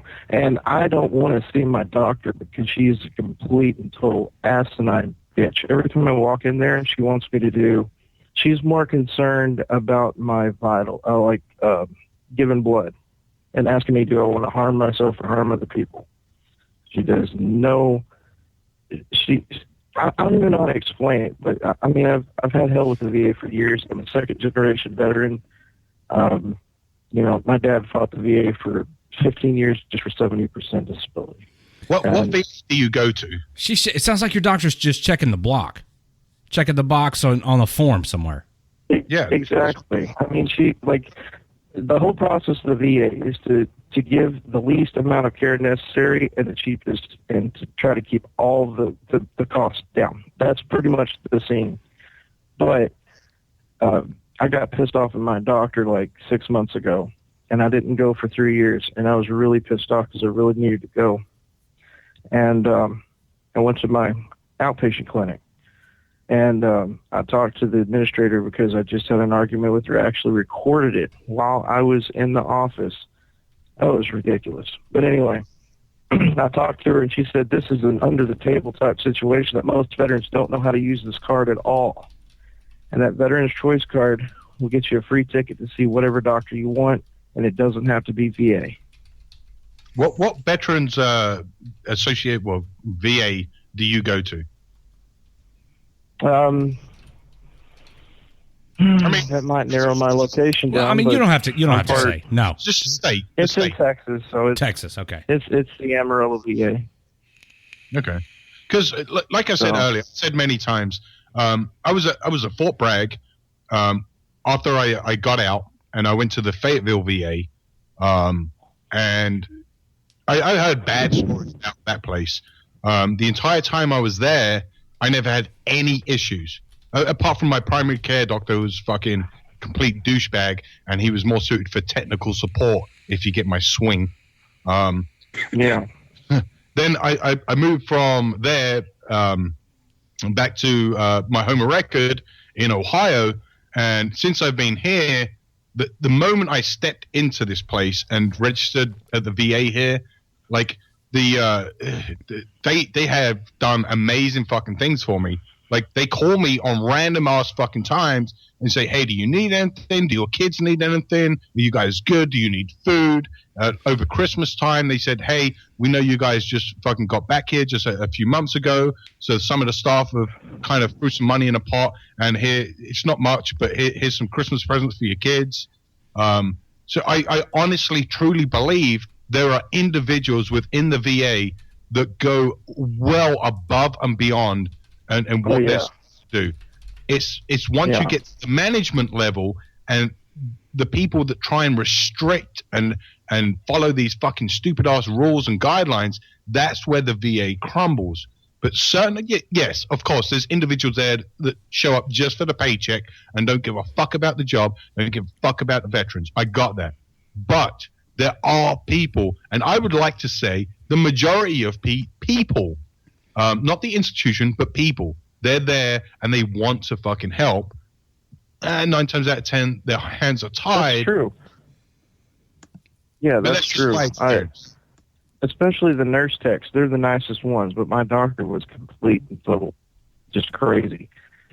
I didn't know about this veteran choice card, and then it didn't even come into effect until a year after I received it. And the stipulation on this card is you have to pre-authorize it, so you have to have the administrator of the clinic call prior to receiving services, and then make a scheduled appointment. And you're good to go, man. You're so good to go. You can see whatever doctor you want. I've got that card, and I mean, it says something about me having to be a X number of miles away from a VA hospital, and that's correct. You have to be 40 miles. 40 miles, and mine's like fucking 8 or 10 miles away. The actual VA hospital.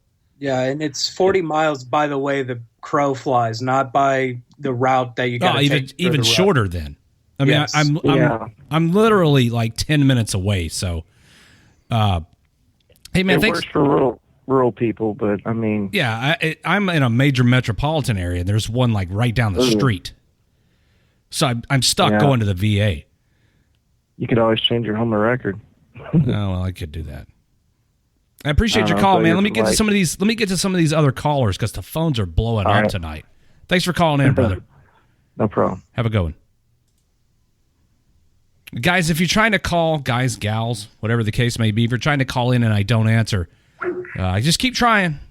I'm trying to get to you. If you're just tuning in, tonight's guest, Derek, who is the founder and president, CEO, yeah, head, all of them, head motherfucker in charge of 22 Until None. Go check them out, 22untilnone.org, and see what you can do to help. Excuse me, Jesus, that was rude. See what you can do to help spread awareness and stem the tide of veteran suicides. I'm going to take one more call before we take our scheduled break. WTF Nation Radio, you're on the air. Hey, how you doing? All right, man. Turn your radio down in the background for me. I don't like hearing myself. I sound like an idiot on the radio. Is that good now? Yeah. What's on your mind? So I had I would say a complex question. Would you say that the Army/military promotes or creates a drinking culture to shut off? And then the other part of that is, what if you have like service members that develop a habit and, kind of spiral out of that control because, alcohol use, and even more so with service members who have PTSD. Just wanted to see where do you guys stand as far as the Army or military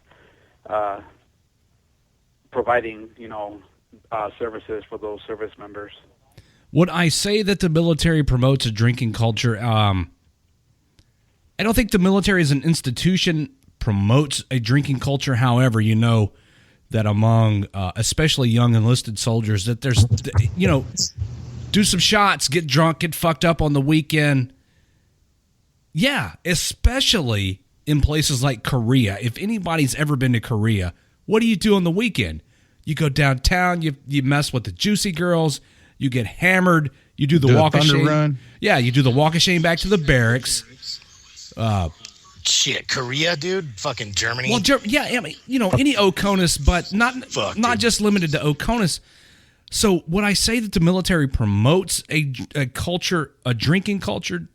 Not per se, but it's prevalent because of I don't want to say tradition, but man, the institution doesn't. Hey, you know what? It's the same as college. Colleges don't promote a drinking culture, but the age group does, right? They think they're adults. They're just getting out of the house. That's the fucking age group. That's just what happens, whether it be the military or college. A lot of left-wingers tend to gravitate towards college. A lot of right-wingers tend to gravitate towards the military. And then we all get in the civilian world and hate each other. But the same thing happens either way, right? there's a shitload of drinking and stupid decisions in college, and there's a bunch of drinking and stupid decisions in the military. What are you going to blame colleges or the military? It's the same difference in my book. Now, alcoholism, I think I agree with the scientific evidence that some people are genetically predisposed to alcoholism. Yes. And yes. It's like any other I guess psychological disease. It is a disease. There are symptoms, there are treatments. Do I think the Army's doing its part to address the alcoholism that I guess maybe runs rampant within the ranks, especially the enlisted ranks? No, I don't. I will say firsthand that they don't. I got a DUI in the Army, and they ended up sending me to some community counseling course, right? That didn't do shit. And then I ended up going back, and then I reeked of booze, my squad leader says, and he drugged me up to the MP station, and I blew zeros. And he's like, oh, that must have been because of all the push-ups I was just making you do. And I'm like, yeah, sure, or I'm not drunk, asshole. Right, a guy he evidently has no clue as to how blood alcohol content works. Yeah, but the signs were all there that I was an alcoholic at fucking 19, 20, 21, 22, 25 when I got my civilian DUI. The signs were all there, but especially the Army just didn't give a fuck. They'd rather just make more bullshit for you to do until you get so fed up with it you get fucking discharged. You know what's funny? I did not. I got an honorable, by the way. Just saying. I did too.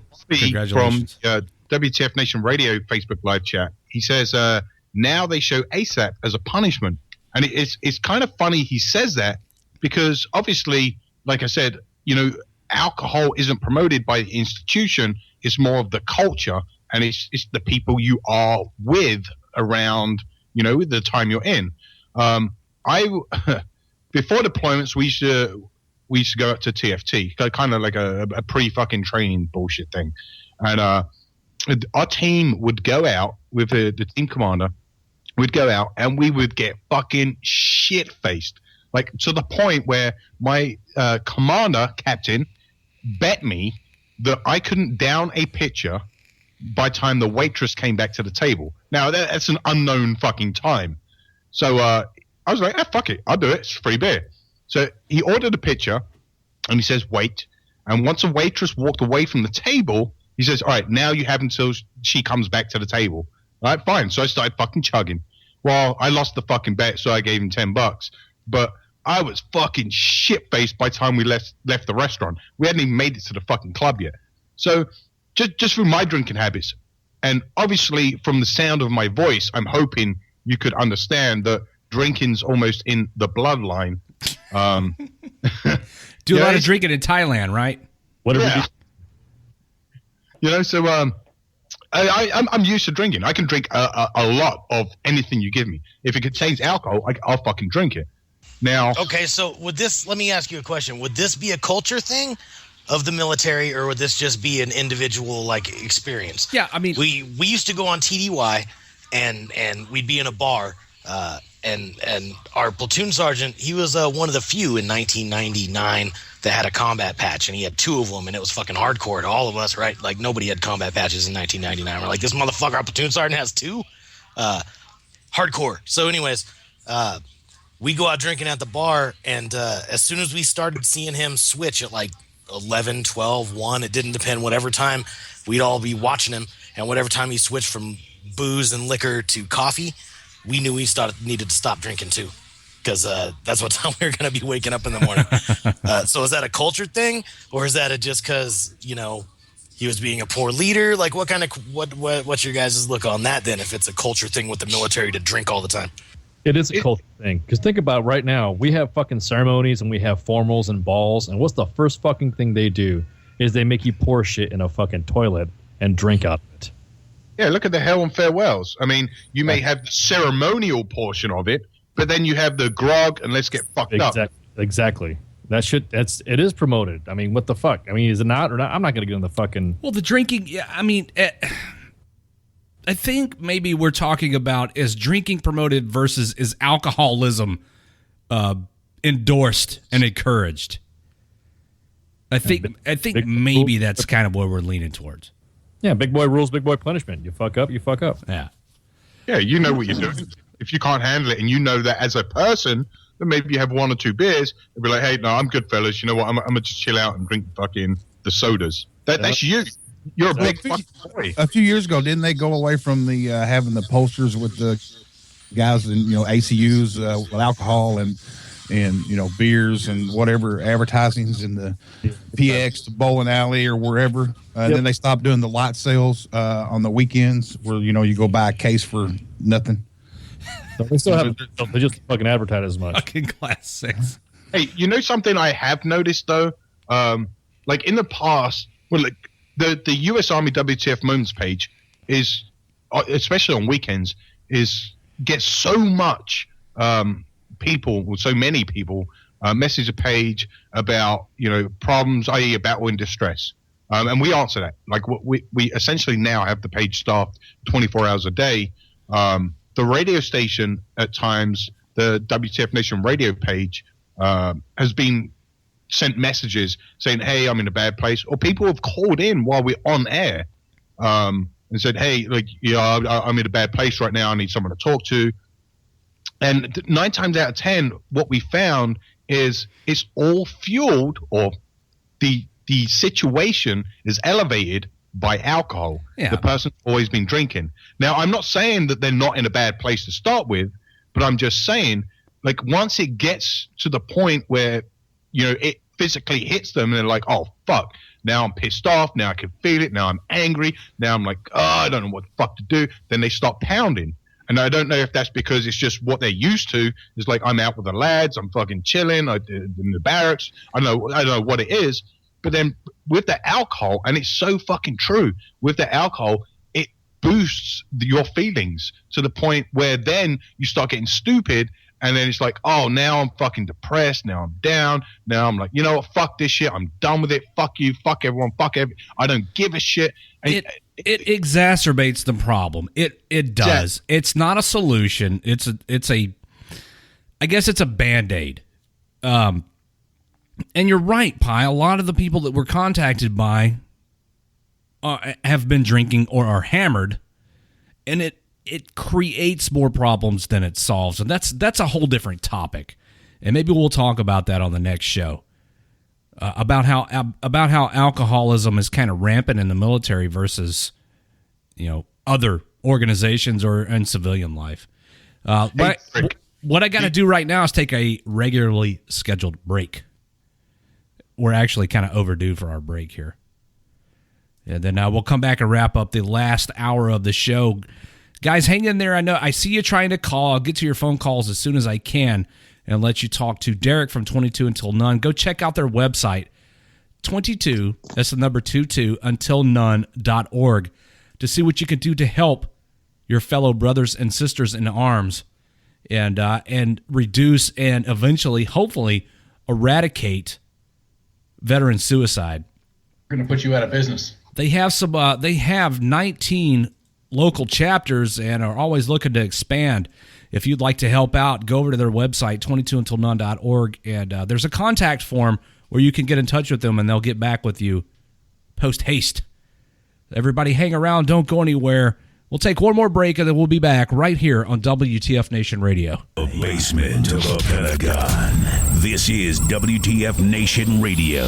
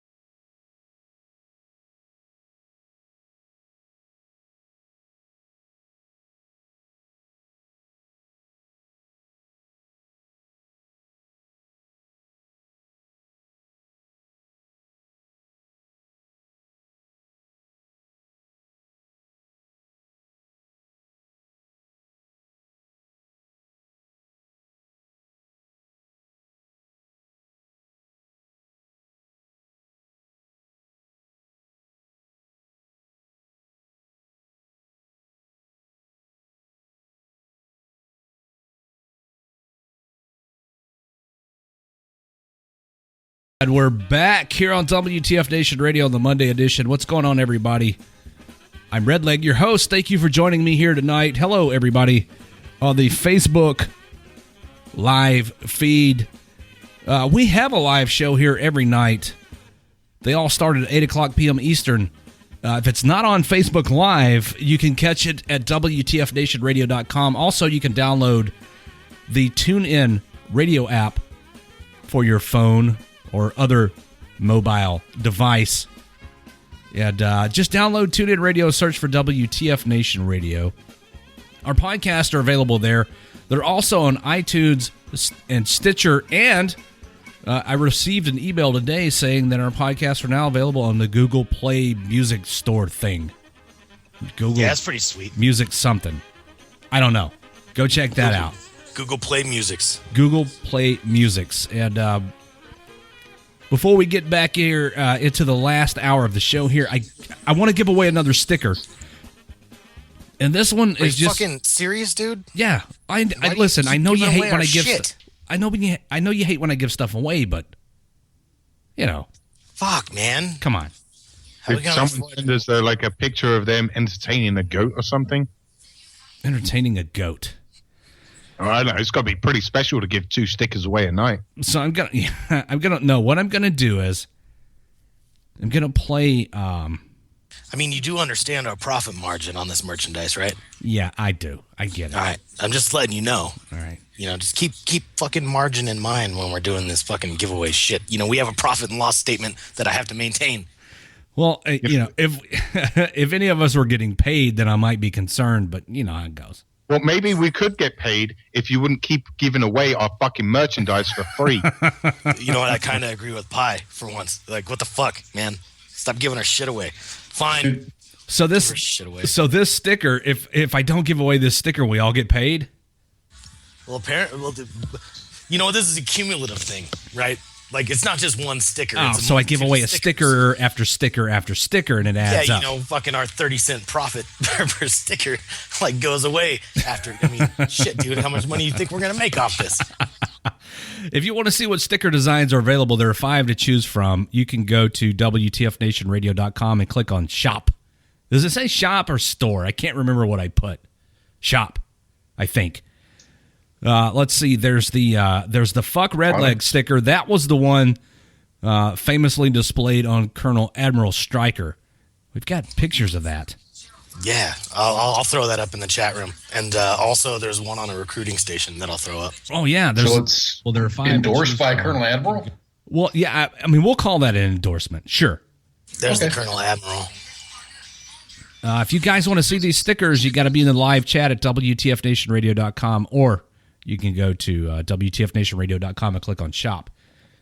Hey, that was Colonel Admiral from 3CR that we were fucking ripping on for like a month, right? Yeah. Raptor Bomb tells me that there are fewer than 10 shirts of each size left. The official WTF Nation Radio listener shirt, which, by the way, I'm wearing tonight. Huh? Look at that. That's promotion. Yeah, not only am I the president, I'm also a client. Kind of like the Hair Club for Men, which I probably should join. Yeah, there's 2 stickers, so I just put the Colonel Admiral sticker up at WTFNationRadio.com, and the other one that's stuck on a recruiting station. So there's the hashtag Fuck Redleg sticker. There's the Raptor Crossing. There's the shots. There's the lame ass bumper sticker, and then there's the America sticker. All those are available. I got man boobs. Eric, really? Do I have man boobs? I've been working on that for years. Why the fuck's he checking you out? I don't know. I mean, whatever. Queer. I mean, if that's what you're into, I'm out, so I can call you a queer. Fucking queer. I don't care. Not you, the guy that fucking was checking out your titties. I mean, I don't care that he's checking out my titties. Oh, I would. Okay. And if you have a goat, we have a shirt that fits your goat. Yeah, Freeman's got a goat, and we have video of it wearing a one of these shirts, one of these WTF Nation Radio shirts.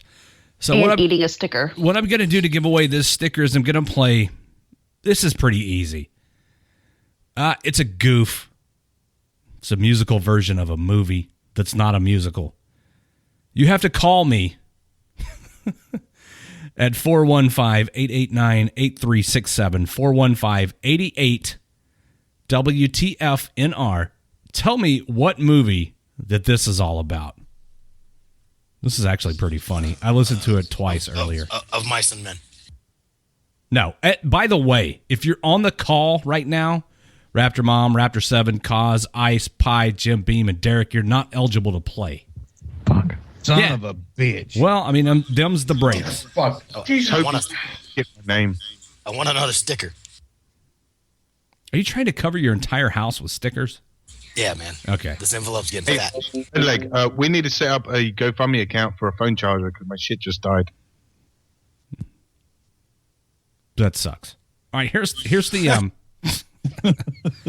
here's the thing I'm talking about. Just listen to it and call me and tell me what movie this is. For fuck's sake.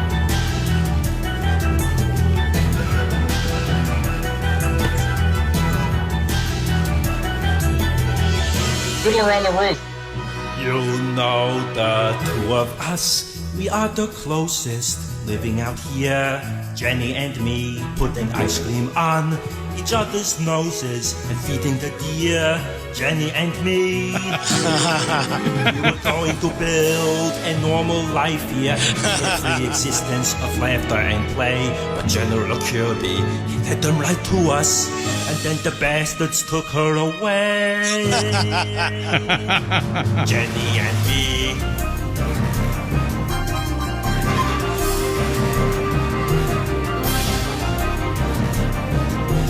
John, it's your old friend Bennett. I thought you were dead. Not true, John. If you want your daughter, you'd better play along. Fuck you, John.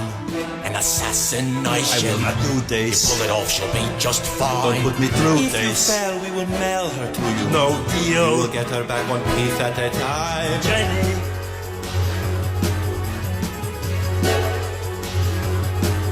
Look, you have to help. They took my Jenny. You give me a lift and we follow the trail. We will fend off all the mall policemen. We let Sully go and Cook we impale.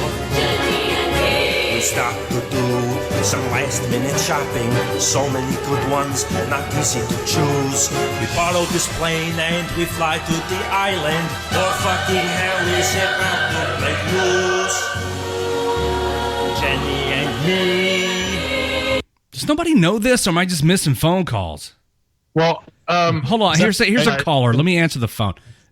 Shit. WTF Nation Radio, you're on the air. How are you doing? Hey, dude. What's it's up? Fucking Commando. It is Commando. It's been floating around for like a week now. Come on, guys. All right, man. Finally, somebody. Who is this? You're getting a fucking It's sick. Matt Burrows. It's who? This is Matt. Matt. Okay, Matt. Congratulations. Wait, which Matt? That's not that Matt. Is this Derek? Bitch, I operate. No. Well, okay, good. Well, there was two Matts that I was It's worried neither about. of the Matts. All right, good. Okay, approved. Yeah, if you got three of them, it's the carpet. So you know.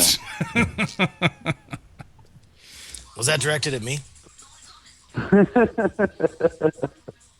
So, Matt, go to the. Can you get in the live? Well, shit. Somehow you got to give Raptor Mom your mailing address so she can send you a sticker. Inbox. Yeah. Oh, do you want to give your email out to everybody? There's a lot of people listening. Let Raptor Mom handle this. No, he can go to the radio page and send a message. Exactly, Raptor Mom. Raptor Mom's on it. It's perfect time for a plug. Go to Facebook.com/WTFNR and message the page, and Raptor Mom will hook you up. That last letter for those of you in America was an R, not an Ah. Right. So, Whiskey, Tango, Foxtrot. Oh, come on, dude. Really? Yeah. Foxtrot. Foxtrot. I got to do this one time for Jack before we continue the show. Fucking Jack. Who Jack? All right. I think we should Fred tell everybody Durst. his. I think we should tell everybody his last name so fucking 1,000 people could put him on blast right now. His last name is Wagon. It's Wagon. Oh, Jack Wagon. Oh, Jack Clifford. I mean, that's his name. Jack Clifford. You dick. Hey, if you come to the WTFNationRadio.com live chat room, you can pull out my camera and you can see me vaping too, and then you can call the show and try to talk shit to me about vaping if you want to. He almost sounds like Raptor material. Well, bring it, Jack, faggot. Hey, I do have an important question from someone from the Facebook live chat. He says, can my last name get me a sticker? Well, this guy's name is Andrew Dickoff. Dickoff. Yes. All right, can you prove to us your last name is Dickoff? Because if your last name is Dickoff, yeah, you get a sticker, right? Andrew Dickoff. We just want to send us your driver's license or ID with your name, and just put a piece of paper over the rest of the shit. We don't need to see it. Just prove it. Send us an ID, and yeah, fuck it. I'm approved from me. It's up to you, station manager. Oh yeah, no, I'm down. Absolutely, Dickoff. That deserves a sticker, if anything does. Approved. Yeah, right. There it is. That's a good last name. I'll bet oh man, that guy probably never hears the end of it. Oh, hell. You know what I hear all the time? Oh, Dan. Like Dan the Man. Oh, yeah, thanks. Yeah, right, Dan the Man. You're so original. I'm fucking 36. I haven't heard that since I was fucking cognizant to reality. So if he's like a major dick off. Damn, he's using big words. Major dick off. Oh yeah, the drill sergeants had fun with that, right? Stop dicking off, dick off. Oh man! All right, back to the serious stuff. Get me off this fucking staff duty, says Zachary. Like, we can't do that. We can call your staff. We can call you. Yes. Oh my God! Give us the number to the staff duty above you, and we will make up some crazy shit to get you off staff duty. Yeah, give us the number. We'll call you. We're all out of fucks. It's almost like Friday night fuckery. Yeah, on Monday. Check us out. Guys, if you're guys and gals, I use whatever. If you're just tuning in, tonight's guest. It's Thursday. It's whatever. If you're just tuning in, tonight's guest is Derek from 22 Until None. 22. Still here? Yeah, he's still here, I think. Yeah, I'm still here. He's still here. Oh, shit. Hi. Derek, we want to give you an opportunity to tell everybody how to get in touch with your organization. There's been a lot of questions about how to start a local chapter of 22 Until None. What do people need to do to get in touch with you to make that happen? Best way, as far as chapters go, is to go to the website, 22untilnone.org, and email myself or Crystal, and we can get you started in your local area with all of the paperwork that needs to be signed, and then go down the general rules and guidelines that are required to be, you have to abide by them.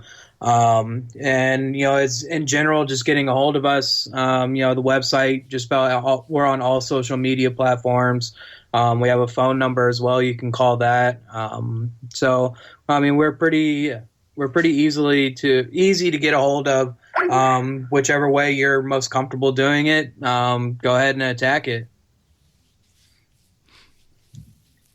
There you go, guys. That's how you get in touch with them. And Derek's kind of been hanging out for the past couple of hours. Anybody wants to call in if you've got any specific questions here in the last 30 minutes of the show, give us a call, 415-889-8367. I think we have a phone number to call. Hey, Derek, while Redleg's busy sorting buttons out to call this guy's staff duty, the staff duty above him, so we can make like ranchous baby claims that his wife is going into labor.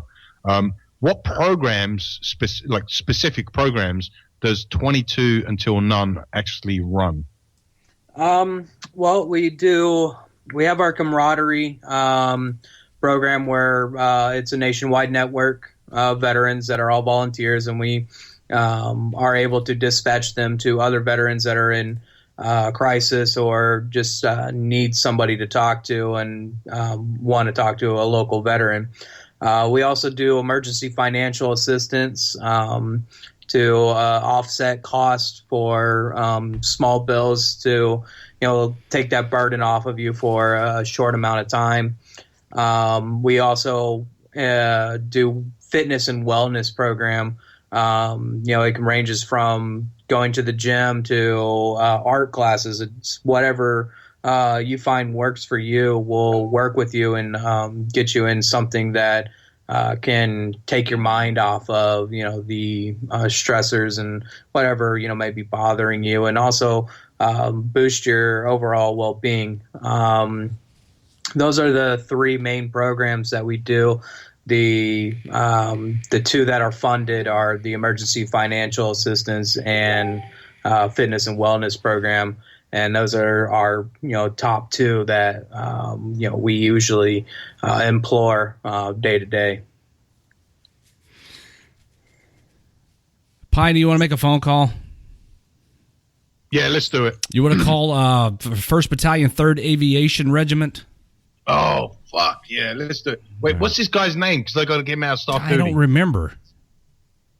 It went by already. Staff duty guy. Well, say yes, it's me or some bullshit in the Facebook live chat so we can see your name, and then I'm going to call this guy as Dr. fucking Zamboni or some bullshit. Dr. Zamboni? That's original. I don't fucking know. That's he's going to be thrown off by the accent anyway. And we're going to try and get you out of staff duty right now. Now look at Colton. It's Zachary Estes. All right. Damn. All right. Well, goddamn, Percet getting blown everywhere. Yeah, somebody Blue Falcon the dude. Fuck. Fuck it. Let's do it. All right, here we go. Benedict Cumberbatch. All right, Zach.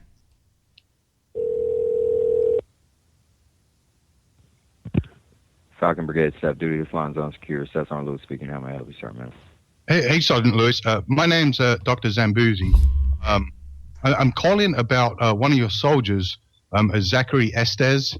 Okay. I have his wife here in the emergency room. She's about to give birth. She's unable to get hold of him. I was wondering if you would be able to do something to contact him to be able to get him over here so he can be here while the child is born. Stand by just 1 second. Thank you. Hey, what's your name again? Dr. Zambudi. Okay. And what hospital are you at? The on-post one. Okay. Stand by just 1 second, sir. Thank you. You said you got Estes and staff duty? Estes? Yeah. No, it ain't. That's what Dr. Zambudi is, the one I'm posted. Whoa, Estes is a private, not married. Okay. Is he at 317? These guys. Hey, what, I'm sorry, sir. You said the last name is Estes? Yes, sir. E-S-T-E-S. I'm sorry. E-S, and first name? Zachary. Z-A-C-H-A-R-Y. Okay, and do you know what unit he's with? Does the wife know? I do not.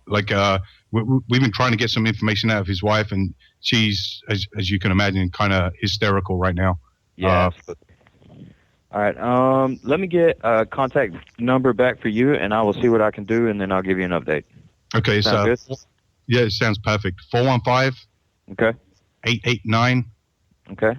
8367. 8367. All right. Let me get through this, and then I'll give you a call back. I got quite a few things I got to look through, see if I can get in touch with them. Okay. Awesome. I appreciate your son. Thank you. All right. Have a good one. You too. Yeah, so give us your number, everybody, if you want us to call your staff duty. Make up some bullshit story and get you fucked we'll off. do that. All right. Yeah, we're good at that. Zambudi. Dr. Zambudi, how's the prognosis? It's looking good, gentlemen. It's looking good. I think we may have a second baby raptor coming through soon. Sick. Dickoff said he sent a picture. I don't know where he sent it to. Raptor Mom, are you seeing anything in the inbox from Dickoff? I got it in the main page right now. Oh, okay, Ice has got him on the main page. Is his name Dickoff? Dickoff, it is. We're going to send this dude a sticker. All right, good. Fucking sold. Good job, Dickoff, on your last name. Congratulations. Nice job being born with a shitty name. Is it a name tag or what? Because, I had a name tag that said combative, so,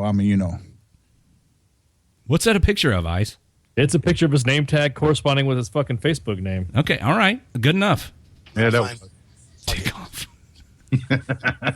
There goes another 30 fucking cents out the door. There's Are we picking Pepper out of fly shit? Hey, you know what? I got a job to do, bro. Don't fuck with me. Oh, Alex says the plot twist is the staff duty NCO is watching the live broadcast. I guess that's possible. It didn't sound like it. Nah. I said that. He was on shit. He's like, probably doing his job. Yeah, fuck, let's do this. Well, if he doesn't call back in the next 20 minutes, he's just going to go to voicemail. Well, y'all heard the guy in the background, right? He's a private. He's not married. He lives in the barracks. That shit was funny. Fucking him already. Oh, they're on to us. He's like, no way, bro. Yeah, we aim to please. Customer service is a big deal here at WTF Nation Radio. You know, when you call a station, I'm still seeing J-Deuce shit. Or not J-Deuce, fucking J-Dog shit. When you call a station with the WTF in the title, you expect a certain level of decorum. Right. John Aaron Taylor Carpenter wants a quick shout out. That's a lot of names. Yeah, get a regular fucking name, faggot. What are you, British? Zachary says they called him. What's the deal, Zachary? Is your wife giving birth or no? Hey, Zachary, give us a call, 415-889-8367. Oh, wait a minute. Here's a call coming in. How do I answer this, Pi? Because I don't know. It's I'll do Just it. let Pi answer. All right. 3, 2, 1, go. Dr. Zambuti. Hey, how you doing? So I just got a call from you on my other line here. Yes. The only Zachary Estes that we have is unmarried. What? So, No. Well, do you know his rank? I believe he's some kind of private. So he's a private, yeah. So the only private Estes we have is unmarried. Do you have the paper? Maybe he didn't update his records or something. So what's the wife's name? Sheila. Sheila? Yes, sir. Sheila Estes. Yes, sir. All right, we'll keep looking. Okay, I appreciate it. Thank you, son. Dude's not biting at all. We'll keep You know what? looking. All they got to do is Google. You know what? Google search the fucking phone number, dude. The first thing that comes up is our goddamn shit. Does it really? Let me look. Really? Yeah. Do it. 419 or whatever it is. 415-889-8367. Google search that. I was waiting for Pi to tell him to call back 415-88-WTFNR. It says, okay, here we go. When I Google search 415-889-8367, which is the station's phone number, the first thing that pops up is this, and it says, ask me to show tits or get the fuck out. And then that's from Janet Jackson. And here's one from Cons. It says, offered a great deal with free freight on the purchase of a kerosene-powered rainbow cactus. That's the first result that comes up. I'm telling you, dude, all people have to do is type our number into Google. They're like, what's your number? Then you type it into Google, and you're like, here's these assholes. Here's one that says, many phone calls from this number, never ever leaves a message. Here's one from Randy that says, what can you tell me concerning this number? One from Wesley that says, that number keeps phoning me. Yeah, we call people sometimes. That's probably Pongo. Maybe. What am I having to Pongo? I don't know. I don't know either. We should call him. Call Don't Pongo. talk that fucker up. Do you want me to try to call Pongo? Mm-hmm. All right, hold on. That's my special request for the evening. Oh, my God. Why are we fucking calling Ponog? Because I like him. Fucking do a parody rap on his ass. Ice, you want to talk to Ponog? Fuck no. Hang that shit up. Hello? Hey, Ponog. It's Raptor 7.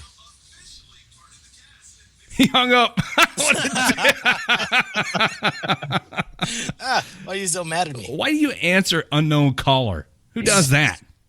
I don't know, because he wants to fight. Call him back. Call him back? Yeah, he's like that, dude. You All just right, gotta okay. poke him a little bit, and then he'll fucking start to want to play.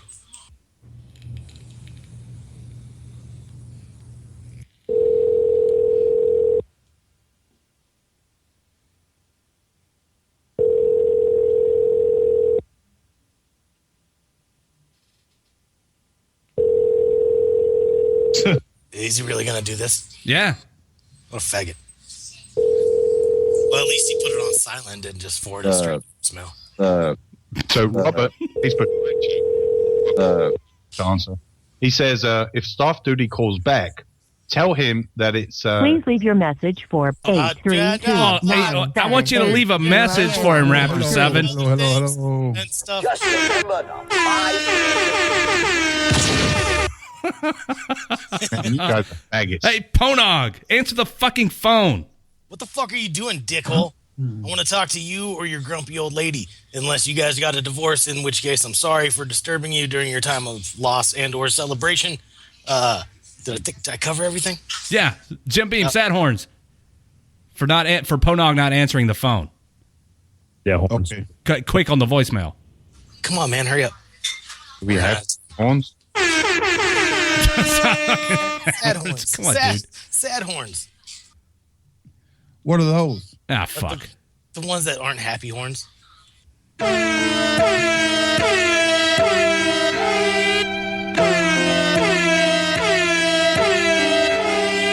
Damn, son, where'd you find this?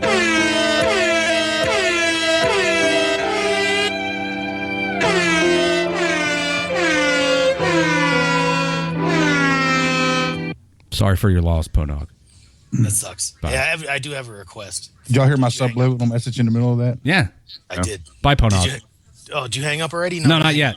Okay, hey, Jim, can I get a go fast? Sure can.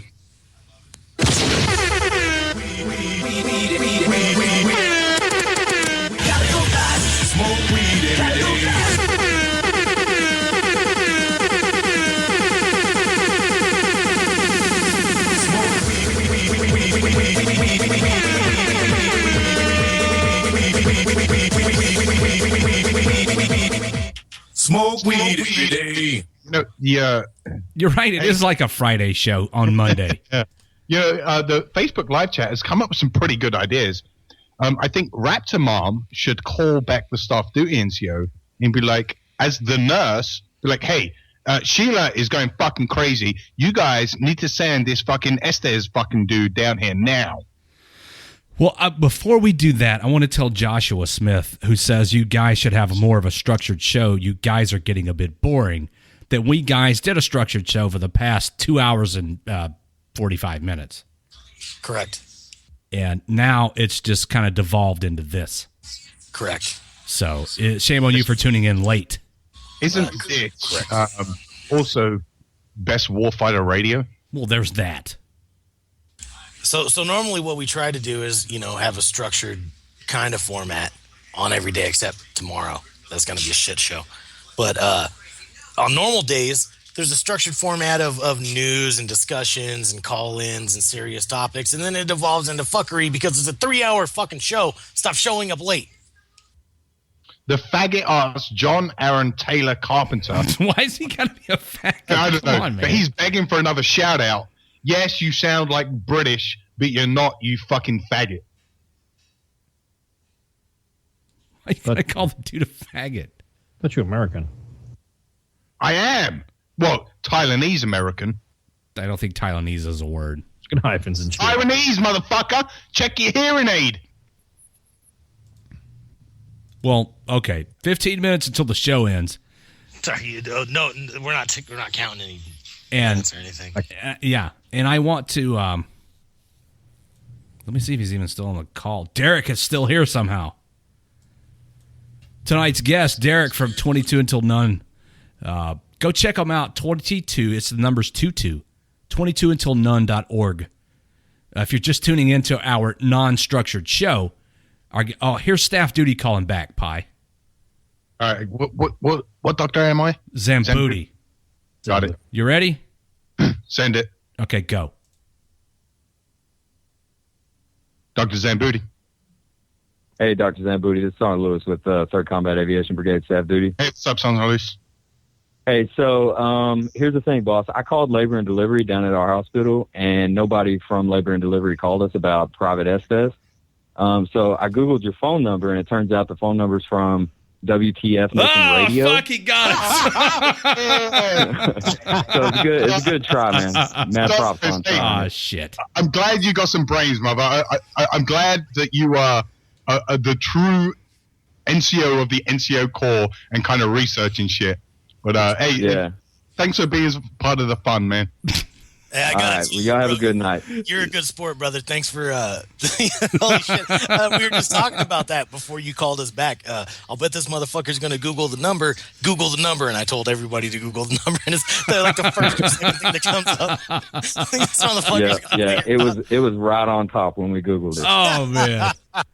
Okay. Hey, he's a good good job, sport. guys, though. Hey, thanks, man. For being a good sport, man. Yeah, You have good a one. good night. All right, you too. Wow. That's awesome. I figured Joe call. it's just a matter of time before somebody Googled the goddamn number and told us they did. Now I guess who's going to get sent to the motor pool all night long every 30 minutes to check the lock? Zachary. Oh, shit. Hey, someone said we should give him a sticker. Since we've been giving out stickers, why the fuck not, Redleg? We might as well, but Oh, there goes my fucking paycheck. How do we know who to send it to? He'll have to send Raptor Mom his information in the inbox at facebook.com/WTFNR on the off chance that he's actually listening. Yeah, so Private Estes, tell him to fucking shoot a message. Okay, before Staff Duty called, I was talking about our guest tonight. Jesus, Derek from 22 Until None. This is a nonprofit organization out of Houston, Texas, whose mission is to spread awareness about the problem. And if you don't think it's a problem, you've been living under a rock. The problem of veteran suicides. Over 8,000 veterans a year commit suicide. People are 200% more likely to commit suicide after military service, and 1 in 5 suicide deaths as a veteran. Derek, one more time before we end the show, talk about your organization and what people can do to help, please. Yeah. Well, we have the chapters, 19 of them that have been stood up. There's more being stood up periodically. We roll them out in phases. If you're a veteran, you want to get involved with your local chapter, go to the website. All of the information on that is on the website at 22untilnone.org. We also have a network of veterans that we utilize as a dispatch point to assist other veterans. If you get a hold of us and express your interest in that, we'll get you in there, get the roster sent over to you, and we'll take down some general information about you, and we will vet you for all aspects, just because it's required and it's part of our bylaws and protocol. So just be prepared to provide a DD-214 if you do want to proceed. Other ways you can get involved is just by spreading the word, getting telling somebody else about the organization, that we exist, and get a conversation going with somebody else that may not know about the 22 a day statistic, and spread that word, get it out there so that more people are enlightened about this problem that we're having, and will do more to stand up and assist. Now, I've got a caller on the phone who's been trying to get through for a while now, and I'm not trying to ignore phone calls, so here's your chance. 704, you're on the air. Hey, man, my name's Eric. Actually, I'm calling for Derek, man. What you're doing is great. I'm actually starting a nonprofit. What I'm calling it is Heroes Walking with Heroes. I'm taking a different approach from what you're doing. I'm actually doing it more for the power of religion to get you through the problems. I don't know how you guys believe, and that's fine, but I'm more of a follower of Christ. And I've had problems where I've been down the road, and I felt like nothing was going right, and I was doing everything right, but nothing was going on. I was losing everything, my wife, my kids, but I just had to turn towards a higher power to get me there, and I believe it was the Lord. I don't know how you guys believe, that's fine. But I'm over here in Charlotte, North Carolina, just trying to raise awareness of what's going on. And I think what you're doing is great, and I just want to know if we need to collaborate or what I could do to help you guys out. Yeah. Well, actually, I've got 2 staff members over in North Carolina. One's at Bragg, and the other one is in between Bragg and Lejeune. And if you go to our website and you just message Brandon Parrish or Will, they're both in North Carolina, and they would be the closest point of contact for you to do any kind of collaboration as far as any partnership agreements or anything. That would come through me, and that requires a good amount of paperwork, and we would have to discuss options as to what we want to accomplish as a working group. So I would recommend that you just get in touch with Brandon or Will in the local area, talk to them, see what y'all can do in the local area, and then we can go from there. Right. Yeah, I just sent you guys an email, actually, so just look out for that on your website just to see what we could do to work together. Yeah, I got your email, and I will forward it over to Brandon and let him, take a peek at it and get in contact with you. Nice. Awesome, bro. There you go, man. I hope Derek was able to answer your questions. And I like that everybody is trying to network with each other, because that's what it's going to take. There's so many organizations out here that are kind of fragmented, but with everybody talking to each other, we all come together as one. And part of our mission here at WTF Nation Radio is to kind of give everybody a voice and to raise awareness for whatever the cause is that affects veterans and active duty service members. So I'm glad you were finally able to get through. I've seen you trying to call for a while now. We were engaged in staff duty shenanigans and whatnot. Dude, I was watching. That was the man boobs guy that commented. But it's also, yeah, that was me. So, anyways, I just think we're all too badass to take our own lives. Like we're better than that, right? So there's no reason to not talk to someone who's been there, done that. I go to the VA all the time, and I talk to a counselor, and she's great, but she's too easy to manipulate. Like, I could say what I want, and she believes me. And that's not good. You need to talk to a veteran who's been there and done that. That's right. And it's just so easy. So, guys, just please, even if, just call me. And it's 704-618-7571. You can call me, and we can talk about anything. I don't care. I got to work in the morning, and I'll still talk to you all night. It doesn't matter. That's what it's all about. Thanks, man, for everything you do, and thank you for the phone call. Yeah. Hey, thanks, guys. All right, man. Have a good night. Yeah, he brings up a very valid point. I recently had, on one of my shows, I had someone message me. They were kind of down and they were teeter-tottering with the idea. And we kind of talked while I was doing my show. And he mentioned that he has his veteran friends, but he doesn't want to go and talk to them. Part of that is because you have a persona, you have an image between your guys. And it's almost that institutionalized image where, if you break character, so to speak, then, you're now weak and fragile. So there's so many organizations out there like 22 Until None, Battle and Distress, U.S. Army WTF Moments, WTF Nation Radio. There's thousands of organizations out there that you can just randomly call and be like, hey, I'm in a bad place right now. I just need someone to speak to. And these guys will just stop everything they're doing and just listen to you. You don't have to feel like you're in a box where you just have to give up on things. I mean, there's people out there that really do care about you. Whether they know you or not is irrelevant. It's the fact that you have issues that they themselves can experience. They've had that kind of feeling. They know where you're coming from. So in some cases, having a complete stranger that has no idea who you are, in some cases is the best bet. And I believe that's what 22 Until None is about. Their main mission is being there for you guys, so you have some kind of outlet. Absolutely. Yeah, they're doing a great job. And again, if there's something that you can do to help this organization out, reach out to them. 22untilnone.org. Derek, thanks for spending the last 2 hours of the show with us. It's been very informative, and hopefully we were able to help you, number one, get your organization out there. Number two, get you connected with some people that can help your organization and its mission. Absolutely, and I appreciate you having me on. Anytime, man. Feel free to call in anytime you want to. We're here every night. I will definitely keep that in mind. All right, man. We'll let you get back to your business, your important business in hand.